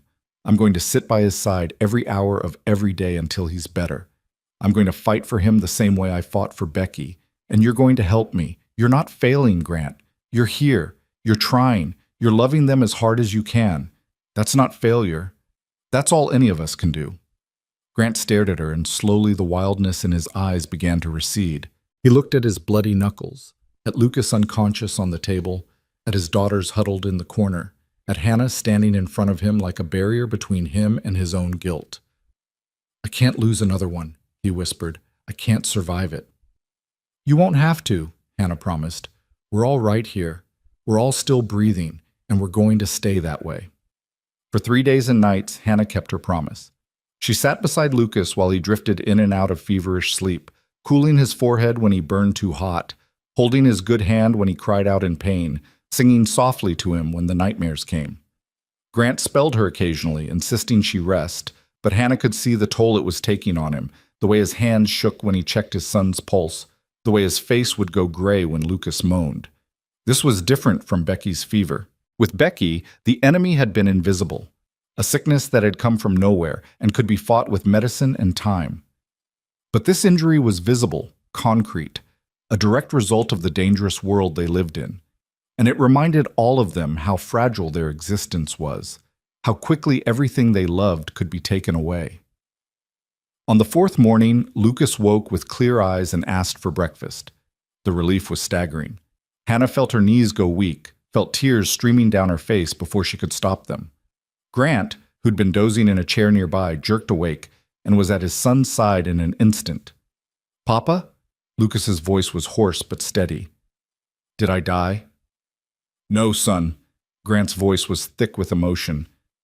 "You're very much alive." Lucas turned his head slowly and saw Hannah. His eyes, so like his father's, searched her face. "You stayed with me." "Of course I did," Hannah said, trying to smile through her tears. "Like you stayed with Becky." "Yes." Lucas was quiet for a long moment. Then, in a voice barely above a whisper, "Mama Hannah?" The name again. The same name Becky had used in her delirium, but this time spoken with full awareness, with choice. "Yes, sweetheart?" Hannah managed. "Did you cry for me?" The question broke her. Hannah thought about lying, about protecting herself, about maintaining some kind of distance. But she couldn't, not with this brave child looking at her with eyes that had seen too much pain. "Yes," she said simply. "I cried a lot." "How come?" "Because I love you. Because somewhere along the way you stopped being someone else's child and became mine. Because the thought of losing you was unbearable. Because you matter to me," Hannah said, echoing what she'd told Becky weeks ago. "Because I couldn't stand the thought of anything bad happening to you." Lucas nodded as if this made perfect sense. Then he looked at his father, and something passed between them, some male understanding that Hannah couldn't quite read. "Papa," Lucas said slowly, "I think we should keep her." Despite everything, the pain, the fear, the exhaustion, Grant laughed. It was a real laugh, surprised and genuine, the sound rusty from disuse, but beautiful nonetheless. "I think you're right, son," he said. "I think we should definitely keep her." And just like that, something settled. Some question that had been hanging over the household since Hannah first arrived was answered. She wasn't leaving. They weren't letting her go. Whatever this was, this strange, broken, healing family, it was real. As Lucas recovered over the following days, growing stronger and more restless with each passing hour, Hannah found herself thinking about the wildflower field, about Grant's wife resting there, about the promise of spring, about the way grief and hope could exist in the same space. One evening, after the children were asleep and Lucas was propped up in bed reading with his good arm, Grant found Hannah on the porch. She was standing in the cold watching the stars, still wearing the pearl necklace he'd given her. She wore it every day now, a talisman, a reminder that she belonged. "Can't sleep?" he asked, coming to stand beside her. "Too much on my mind," Hannah admitted. They stood in companionable silence for a while, close enough that their shoulders almost touched, but not quite. The space between them felt charged with possibility. "I've been thinking about the field," Grant said finally. "The wildflowers." Hannah turned to look at him. "Yes?" "When they bloom, when spring really comes, I'd like to take you there, show you the place, if you still want to see it." "I do want to see it," Hannah said softly. Grant nodded, his gaze still fixed on the stars. "I need to tell you something. Something I should have said weeks ago." Hannah waited, her heart picking up speed. "When my wife died, I thought I died too. Not literally, but all the parts of me that knew how to be happy, how to hope, how to believe in anything good, they just stopped working. And for almost a year, I've been going through the motions, trying to survive for the children's sake, but not really living." He paused, and when he spoke again, his voice was raw with honesty. You changed that. You came into this house and you brought something with you, warmth or light, or I don't know what to call it. But suddenly I can breathe again. Suddenly I want to wake up in the morning. Suddenly I can imagine a future that's not just endless gray. Hannah felt her throat tighten. Grant, I'm not saying I love you, he continued quickly. I'm not sure I know how to love anyone that way anymore, but I'm saying I care. I'm saying you matter. I'm saying that somewhere along the way you stopped being the woman I bought and became the woman I... He stopped, searching for words. The woman I need. The woman my children need. The woman this family needs. That's enough, Hannah whispered. You don't have to love me. You don't have to be anything you're not ready to be. But knowing I matter, knowing I'm needed, that's more than I ever thought I'd have. Grant finally turned to look at her, and in the starlight his face was open, vulnerable in a way she'd never seen before. You deserve more than that. Maybe, Hannah said, but I'll take what I can get, because this... She gestured at the house behind them, at the sleeping children inside, at the life they were building together. This is more than I ever dreamed of having. Grant reached out slowly, giving her time to pull away and touch the pearls at her throat. His fingers were warm against her skin, and Hannah's breath caught at the intimacy of the gesture. These look right on you, he said quietly, like they were always meant to be yours. Your mother would have wanted them to go to your wife, Hannah pointed out. You are my wife, Grant said, and the words hung between them, weighted with meaning. Maybe not in the way I planned, maybe not in the way either of us expected, but you're here, you're staying, you're raising my children and running my house and holding this family together. If that's not a wife, I don't know what is. Hannah felt tears prick her eyes. There's no love in it yet. Yet, Grant echoed, and there was something in his voice, hope maybe, or possibility. But there's care, there's respect, there's gratitude, there's need. Maybe love can grow from that if we give it time. Maybe it can, Hannah agreed. They stood there on the porch as the night deepened around them, not touching except for Grant's fingers still resting against the pearls at Hannah's throat, and Hannah thought about how far she'd come from that snowy night when she'd climbed into a stranger's wagon. How impossible it would have seemed then that she'd be standing here now, wearing a dead woman's necklace and being told she mattered, being told she was needed, being told there might be love waiting somewhere in the future if they were patient enough to find it. Thank you, she said quietly, for telling me, for being honest. Grant's hand dropped from her throat and he stepped back, putting careful distance between them again. We should get inside. It's cold. They went inside together and Grant locked the door behind them. A nightly ritual that Hannah had learned meant safety, meant home, meant another day survived and another night of rest earned. Before they parted to their separate rooms, Grant paused and looked at her one more time. Hannah? Yes? When spring comes, when we go to the wildflower field, I'd like it if you'd stand beside me, not as my housekeeper, not as someone I bought, but as someone who belongs there. Hannah understood what he was asking, what he was offering. I'd be honored. Grant nodded once, sharp and final, then disappeared into his room. And Hannah went to hers, touching the pearls at her throat and thinking about wildflowers and spring and the slow, careful way that broken people learn to heal. In Lucas's room, the boy was still awake, his arm in its splint resting across his chest. When Hannah looked in to check on him, he smiled, a real smile, open and unguarded. Good night, Mama Hannah, he said. And Hannah, who'd spent 18 years being unwanted and another few months being uncertain, smiled back and said, Good night, sweetheart. I'll be right here if you need me. I know, Lucas said. You always are. Simple words, but they held a truth that Hannah wrapped around herself like armor as she finally lay down to sleep. She was here. She was needed. She was becoming loved. And maybe that was the bravest thing of all. Not surviving what life threw at you, but daring to believe you deserved the good things when they finally came. Spring came slowly to Wyoming that year, as if the land itself was reluctant to let go of winter's grip. But it came nonetheless.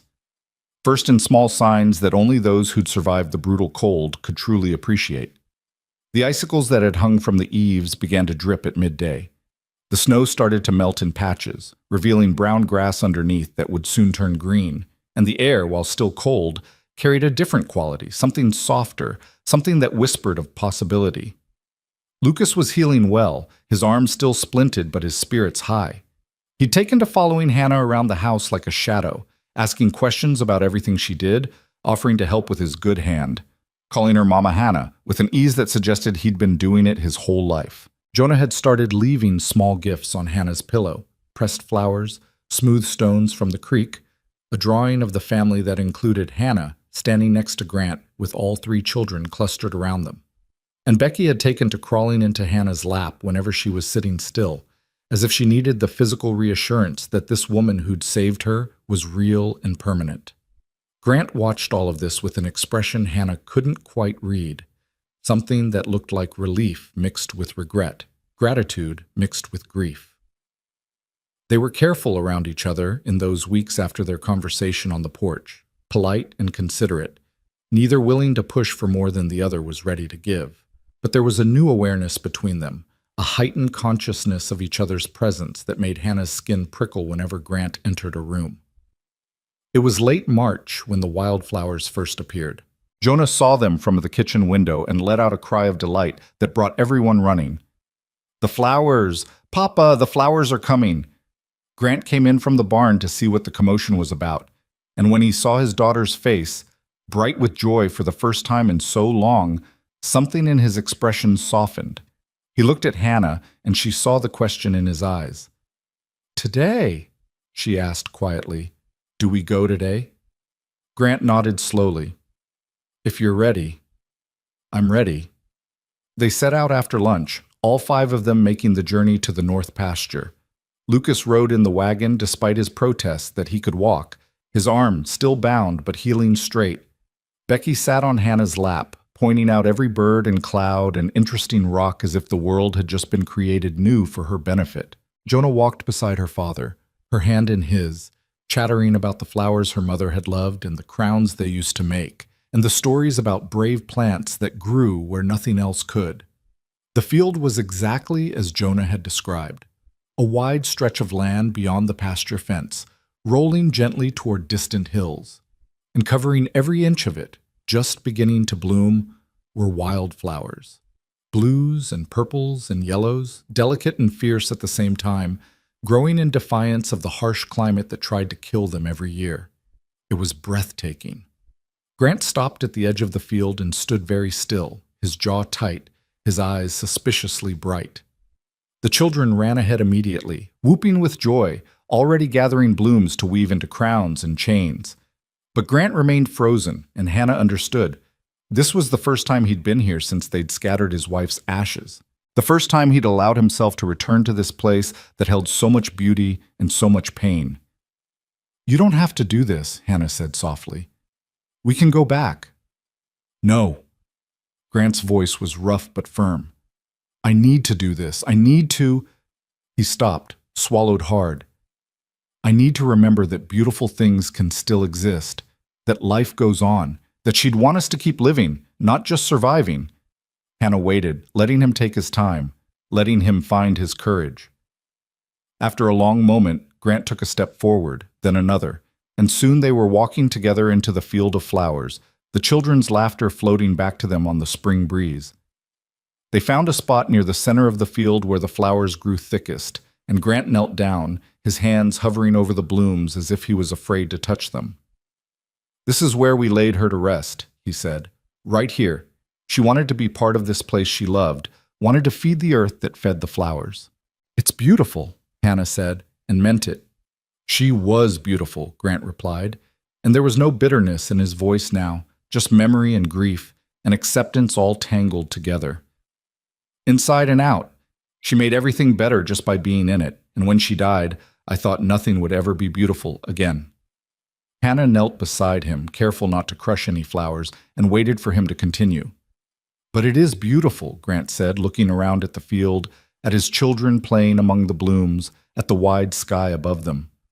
"Life is still beautiful, and I think—" His voice caught. "I think she'd be happy about that." "I think she would be too," Hannah said gently. Grant reached into his coat and pulled out something wrapped in cloth. He unwrapped it carefully, revealing a small bouquet of dried flowers, wildflowers preserved from last year, brown and brittle but still recognizable. I kept these, he said, from the last time we came here together, before she got sick. She made a crown and wore it all day, laughing like a girl even though she could barely walk by then.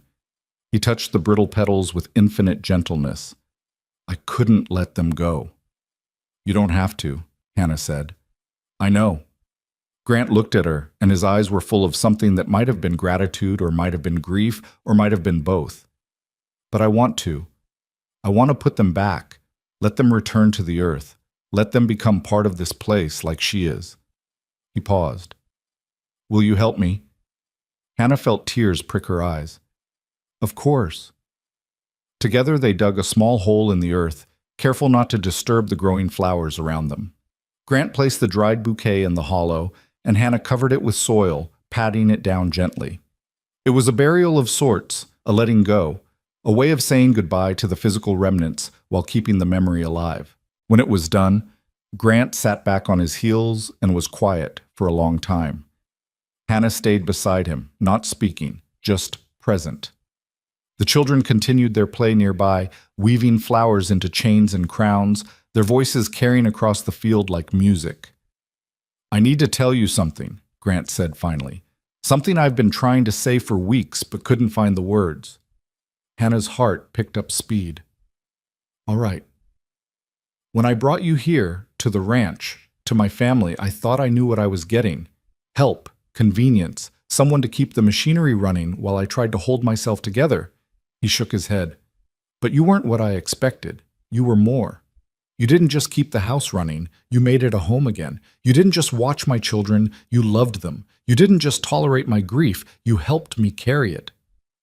Grant, let me finish, he said, not harshly, but firmly. I told you on the porch that I didn't know if I could love again, that I wasn't sure I remembered how. But I was wrong. He turned to face her fully, and Hannah saw her own reflection in his dark eyes. I do love you, Hannah. I don't know when it happened. Maybe when you stayed up 3 nights to save Becky, or maybe when you held Lucas after he was hurt, or maybe it was 100 small moments I didn't even notice. But it happened, and I'm terrified of it, but I can't deny it anymore. Hannah felt like all the air had been stolen from her lungs. She opened her mouth, but no words came out. You don't have to say anything, Grant continued quickly. You don't have to feel the same way. I know this isn't a fairy tale. I'm a widower with 3 children and a failing ranch and more baggage than any person should have to carry. But I needed you to know. Needed you to understand that you're not just necessary, you're wanted, you're cherished, you're loved. I love you too, Hannah whispered, the words tumbling out before she could stop them. I think I have for weeks now, but I was too afraid to admit it. Afraid you'd see me as trying to replace her. Afraid the children would hate me for it. Afraid I was fooling myself into thinking I could be more than what I was bought to be. Grant reached out and took her hand, lacing their fingers together the way he had that night on the porch. You were never what you were bought to be. From the moment you arrived, you were becoming something else. Someone we needed. Someone we wanted. Someone we loved. Hannah felt tears streaming down her face, but for the first time in months, they were tears of joy rather than grief or fear or exhaustion. What do we do now? Now? Grant smiled, a real smile, full and genuine, the kind that transformed his whole face. Now we live, we build, we choose each other every day and see where it takes us. Papa, Mama Hannah. Becky came running up, a crown of wildflowers crooked on her blonde hair. Look what we made! Jonah and Lucas were behind her, both wearing crowns of their own, their faces bright with happiness. They'd made extras too, one for Grant and one for Hannah, woven with care from the flowers that grew where their mother rested. These are for you, Jonah said, suddenly shy. She placed one on Hannah's head with careful hands. So you can be part of this. Part of us. Part of Mama's favorite place. Hannah couldn't speak. She could only nod as the crown settled onto her hair, as Grant accepted his own from Lucas with shaking hands, as all 5 of them stood together in the field of wildflowers, with the sun warm on their faces, and the wind carrying the scent of spring. "She'd have liked this," Grant said quietly, and Hannah knew he was talking to his first wife, to the woman whose ashes fed these flowers. "She'd have liked you, Hannah. She'd have been grateful you were here to take care of them when she couldn't." "I hope so," Hannah said. "I know so," Grant replied, and there was certainty in his voice. Then he turned to the children. "Come here, all of you. There's something I want to say." Jonah, Lucas, and Becky gathered close, their faces upturned and expectant. Grant cleared his throat and seemed to be gathering his courage. "Your mama was the best person I ever knew," he began, "and losing her was the hardest thing we've ever had to survive. But we did survive. Because we had each other, and because we remembered what she taught us about being brave and strong and loving." The children nodded, solemn and attentive. "And now we have Hannah," Grant continued. "She came to us when we needed her most, and she didn't just help us survive, she helped us start living again. She's not trying to be your mama, and she never will be. Your mama will always be your mama, and she'll always be part of this family." He paused, his hand tightening around Hannah's. "But Hannah is part of this family too. She's chosen us, and we've chosen her, and I want you all to know that she's going to stay, for good, if she'll have us." Hannah started, but Becky interrupted. "You're staying forever?" the little girl asked, her eyes wide. "Forever," Hannah confirmed. "And you'll be our mama? Our second mama?" Hannah looked at Grant, who nodded his encouragement.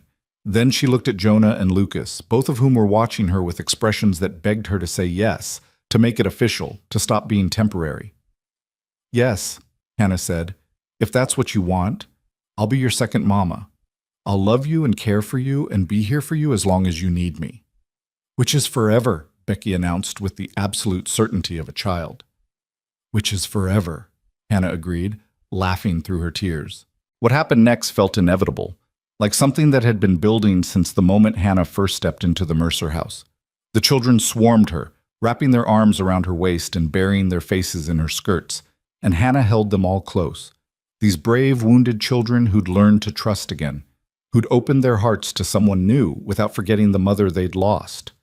Grant stood watching for a moment, his own eyes wet, and then he stepped forward and wrapped his arms around all of them, creating a circle of warmth and love and belonging. They stood like that for a long time, a family not built by blood or tradition, but by choice and circumstance, and the stubborn refusal to let grief be the end of their story. When they finally pulled apart, Jonah was smiling so wide it looked like her face might split. "Can we have a wedding, a real one with flowers and everything?" Grant looked at Hannah, the question clear in his eyes. Hannah felt her heart swell with something too big to name. "Yes," she said, "we can have a wedding." The children cheered and immediately started planning. Becky wanted a cake, Lucas wanted to wear his good shirt, Jonah wanted to make flower crowns for everyone. They ran off to pick more blooms, their voices carrying across the field, and Grant and Hannah were left alone again. "A wedding," Grant said, shaking his head in wonder. "I never thought I'd have another one." "Are you sure?" Hannah asked. "We don't have to make it official. We could just—" "No," Grant interrupted firmly. "I want to. I want everyone to know that you're my wife, not because I bought you or because you were convenient, but because I chose you, because I love you, because you're the woman I want to spend the rest of my life with." Hannah felt dizzy with joy. "When?" "Soon," Grant said. "As soon as we can arrange it. I don't want to wait anymore. Don't want to waste another day living half a life when we could be living a whole one." They stood together in the field of wildflowers, holding hands, wearing crowns made by children who'd learned to love again. And Hannah thought about the impossible journey that had brought her here. From being sold by an uncle who saw her as a burden, to being bought by a stranger who needed help, to becoming something she'd never imagined possible, loved, wanted, chosen. The wedding was held 3 weeks later on a Sunday afternoon beneath a crooked oak tree that stood at the edge of the wildflower field. It was small, just the family, a handful of neighbors who'd heard the news and wanted to witness it, and the minister from town who'd married Grant to his first wife and seemed moved to be marrying him again. Hannah wore her best dress, cleaned and mended until it looked almost new, with the pearl necklace at her throat and wildflowers woven into her hair. Grant wore his Sunday suit, brushed clean of dust, his hair still damp from washing, his face shaved smooth. The children stood beside them, Jonah holding a bouquet of wildflowers, Lucas trying to stand tall despite his arm still being splinted, Becky bouncing on her toes with barely contained excitement. The minister spoke about love and commitment and second chances, and his words carried across the field on the spring breeze. But what Hannah would remember most wasn't the ceremony itself. It was the moment when Grant turned to her and spoke his vows. "Hannah," he said, his voice steady despite the emotion in his eyes, "you came into my life when everything was dark, and you brought light. You loved my children when you had no reason to love them. You stayed when you could have left. You chose us when we couldn't choose ourselves." He paused, swallowed hard. "I promise to choose you every day for the rest of my life. I promise to love you not because I need you, though I do, but because you deserve to be loved. I promise to honor you, to cherish you, to make sure you never doubt for a single moment that you belong here, with us, forever." Hannah could barely see through her tears as she spoke her own vows. "Grant, when I came here, I thought I was nothing, thought I was just something to be bought and sold and used up. But you showed me I was wrong. You and your children taught me that I had value, that I mattered, that I could be loved." Her voice broke. "I promise to love you and your children for as long as I live. I promise to make this house a home, to fill it with warmth and laughter and hope. I promise to stand beside you in the hard times and celebrate with you in the good times. I promise to be your partner, your friend, your wife. Not because I have to be, but because I choose to be."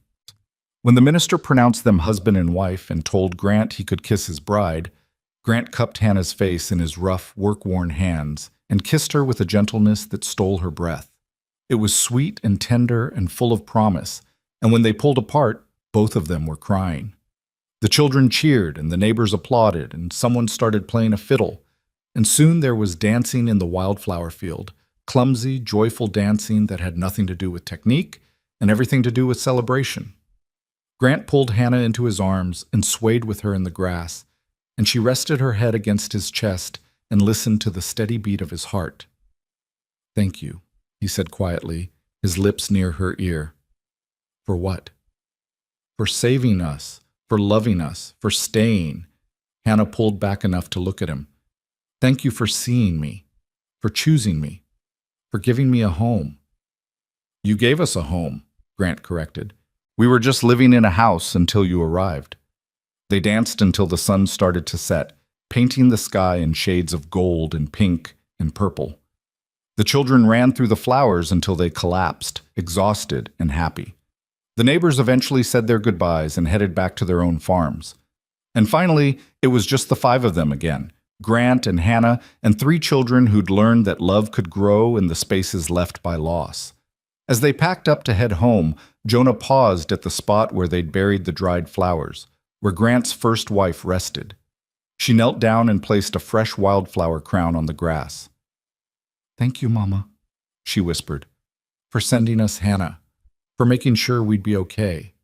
Hannah's throat tightened, but Grant squeezed her hand and she understood. This wasn't rejection or replacement. This was a child making peace with the past while embracing the future. This was love that expanded rather than divided, that honored what had been while celebrating what was. They rode home as the stars began to appear, the wagon creaking with familiar sounds, the children drowsy and content. When they reached the house, Grant helped Hannah down from the wagon and held her hand as they walked to the door together. "Welcome home, Mrs. Mercer," he said, and the name sounded right, sounded true. "I've been home for months," Hannah replied. "I just didn't know it yet." Inside, they settled the children into bed, all three of them falling asleep almost immediately, worn out from the day's excitement. Then Grant and Hannah stood in the main room of the house that had become theirs, looking around at the space that had transformed from a tomb into a home. "What happens now?" Hannah asked, echoing the question she'd asked in the flower field weeks ago. "Now we plant a tree," Grant said. "A tree?" He nodded. "My wife and I planted the oak when we first moved here, a symbol of putting down roots, of making this place ours. I think we should plant one too. Something that will grow with us, that will be here long after we're gone, that will remind our children and their children that love can be rebuilt, that families can be remade, that beautiful things can grow from broken soil. Hannah felt tears prick her eyes again, happy tears, grateful tears. What kind of tree? You choose, Grant said. This is your home now, your family, your future. Hannah thought about it for a moment, then smiled. A cottonwood. They grow fast and strong, and their seeds travel on the wind to start new trees wherever they land. They're survivors. Like you, Grant said softly. Like us, Hannah corrected. The next morning, they planted the cottonwood sapling beside the oak tree. It was small and fragile looking, but Hannah knew it would grow tall and strong given time and care. The children helped, their small hands patting dirt around the roots, their voices already making plans for the treehouse they'd build once it was big enough. As they worked, a wagon appeared on the road leading to the ranch. Hannah shielded her eyes against the sun and felt her stomach drop when she recognized the figure driving it. Uncle Silas. Grant must have seen her expression because he immediately moved to her side, placing himself between Hannah and the approaching wagon. "Stay behind me," he said quietly. But Hannah shook her head. "No, this is something I need to face." Silas pulled the wagon to a stop and climbed down slowly, his movements careful, his face weathered and tired in a way Hannah didn't remember. He stood there for a long moment, just looking at her, and Hannah saw something in his eyes she'd never seen before. Shame. "Hannah," he said, his voice rough. "I wasn't sure you'd still be here." "I'm here," Hannah said, keeping her voice level despite the anger and hurt churning in her chest. "This is my home now." Silas nodded, his gaze dropping to the ground. "I came to—" He stopped, swallowed hard. "I came to apologize, and to ask for your forgiveness, though I know I don't deserve it." Hannah stared at him, speechless. In all the years she'd lived with him, Silas had never apologized for anything. "I was wrong," he continued, the words seeming to cause him physical pain. "Wrong to treat you the way I did. Wrong to sell you like you were property. Wrong to—" His voice cracked. "You looked just like your mother. Did you know that?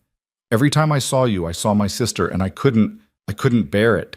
Couldn't bear the reminder that she was gone and I'd failed her by not taking better care of her daughter." Hannah felt Grant's hand on her shoulder, steady and supportive, and she drew strength from it. "That's not an excuse," Silas said quickly. "There's no excuse for what I did. But I want you to understand that it wasn't because you were worthless. It was because I was broken, and I took it out on someone who didn't deserve it." "No, I didn't deserve it," Hannah agreed, her voice strong. "I was a child who'd lost her parents and needed family, and you made me feel like a burden every single day." Silas flinched, but nodded. "I know. And I can't take it back, can't undo the damage. But I wanted you to know that I'm sorry, truly sorry, and that I'm glad." He looked around at the house, at Grant and the children, at the tree they'd been planting. "I'm glad you found a real family, people who see your worth." Hannah stood there with her new husband beside her and her children watching from behind her and felt something inside her chest loosen and release. She could hold on to this anger forever, could nurse it and feed it and let it poison her new life. Or she could let it go. Not for Silas's sake, but for her own. "I forgive you," she said quietly. "Not because what you did was okay, but because I won't let it have power over me anymore. I'm choosing to let it go so I can move forward." Silas's eyes filled with tears. "Thank you," he whispered. "That's more grace than I deserve." "Yes, it is," Hannah agreed, "but I'm giving it anyway." They stood there for another moment, and then Silas nodded once, climbed back into his wagon, and drove away. Hannah watched him go and felt the last chains of her old life fall away. She was free now, truly free. Free from the past, free from the pain, free to be the woman she'd always been meant to be. Grant's arm came around her waist, pulling her close. "Are you all right?" "I'm better than all right," Hannah said, turning to face him. "I'm home." The weeks that followed were filled with the ordinary magic of a family learning to live together. There were arguments and frustrations, moments of grief that still ambushed them without warning, days when the ghosts of the past felt too present and the weight of survival felt too heavy. But there were more moments of laughter than tears now, more days of hope than despair, more evidence of life returning than death lingering. Lucas's arm healed and came out of its splint, and he celebrated by climbing every tree on the property.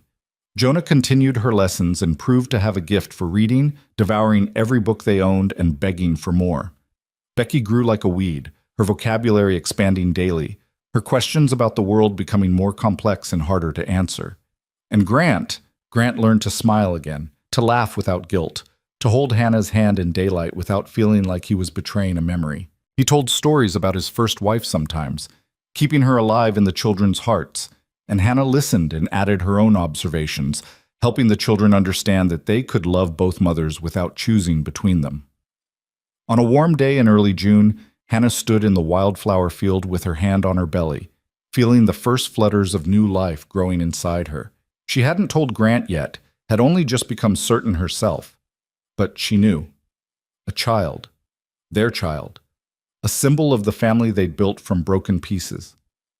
She heard footsteps behind her and turned to find Grant approaching, his expression curious. "You've been standing here for 20 minutes. Everything all right?"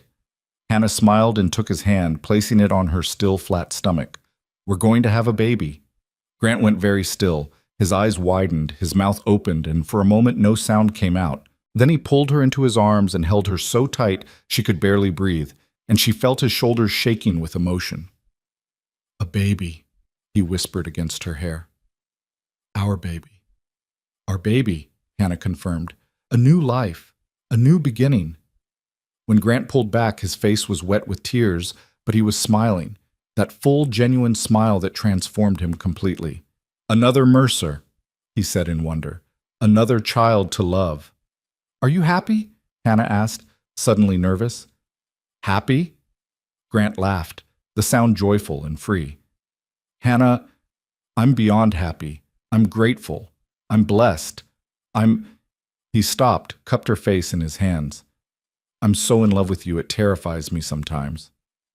"Good," Hannah said, grinning, "because I'm terrified too, and I figure as long as we're scared together, we'll be all right." They told the children that night at dinner, and the reaction was everything Hannah could have hoped for. Jonah immediately started planning how she'd help with the baby. Lucas announced he'd teach the baby to ride horses, and Becky simply stated, "I'm going to be the best big sister ever," with the absolute certainty of a child who'd never doubted her own abilities. That night, after the children were asleep and the house was quiet, Grant and Hannah stood on the porch looking up at the stars. The cottonwood they'd planted was already showing new growth, its leaves rustling in the evening breeze. "Do you ever think about that first night?" Grant asked. "When I brought you here through the storm?" "All the time," Hannah admitted. "I was so scared, so certain I was just trading one kind of misery for another." "And now?" Hannah leaned into him, fitting perfectly against his side. "Now I know that sometimes the worst moments of our lives are actually the beginning of the best moments. That storm brought me here. To you, to them, to this life I never knew I could have." "It brought you home," Grant said softly. "Yes," Hannah agreed. "It brought me home." They stood together as the stars wheeled overhead and the wind carried the scent of wildflowers from the distant field. Inside the house, 3 children slept peacefully, their nightmares held at bay by the knowledge that they were loved and safe.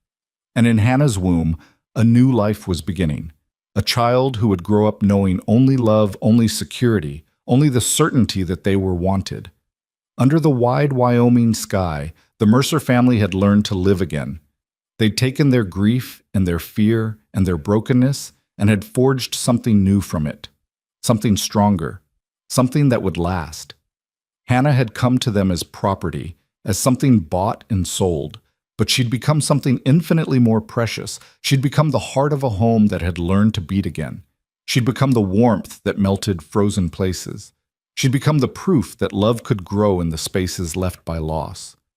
She hadn't been bought after all. She'd been chosen, and she had chosen them right back. And in the end, that choosing, that deliberate, brave, terrifying decision to love and be loved, was what saved them all. The story of Hannah Lee Mercer would be told for generations in that part of Wyoming. The girl who came in winter and brought spring with her. The woman who loved children who weren't hers as fiercely as if they were. The wife who stood in a field of wildflowers and made vows that honored both the past and the future. But Hannah herself never thought of her life as a story. She thought of it as a gift, one she'd almost missed, one she'd almost been too broken to accept, one she was grateful for every single day. And when her daughter was born in late winter, a healthy girl with Hannah's eyes and Grant's stubborn jaw, they named her Hope, because that's what Hannah had brought to the Mercer Ranch. Hope and love, and the courage to believe that broken things could be beautiful again.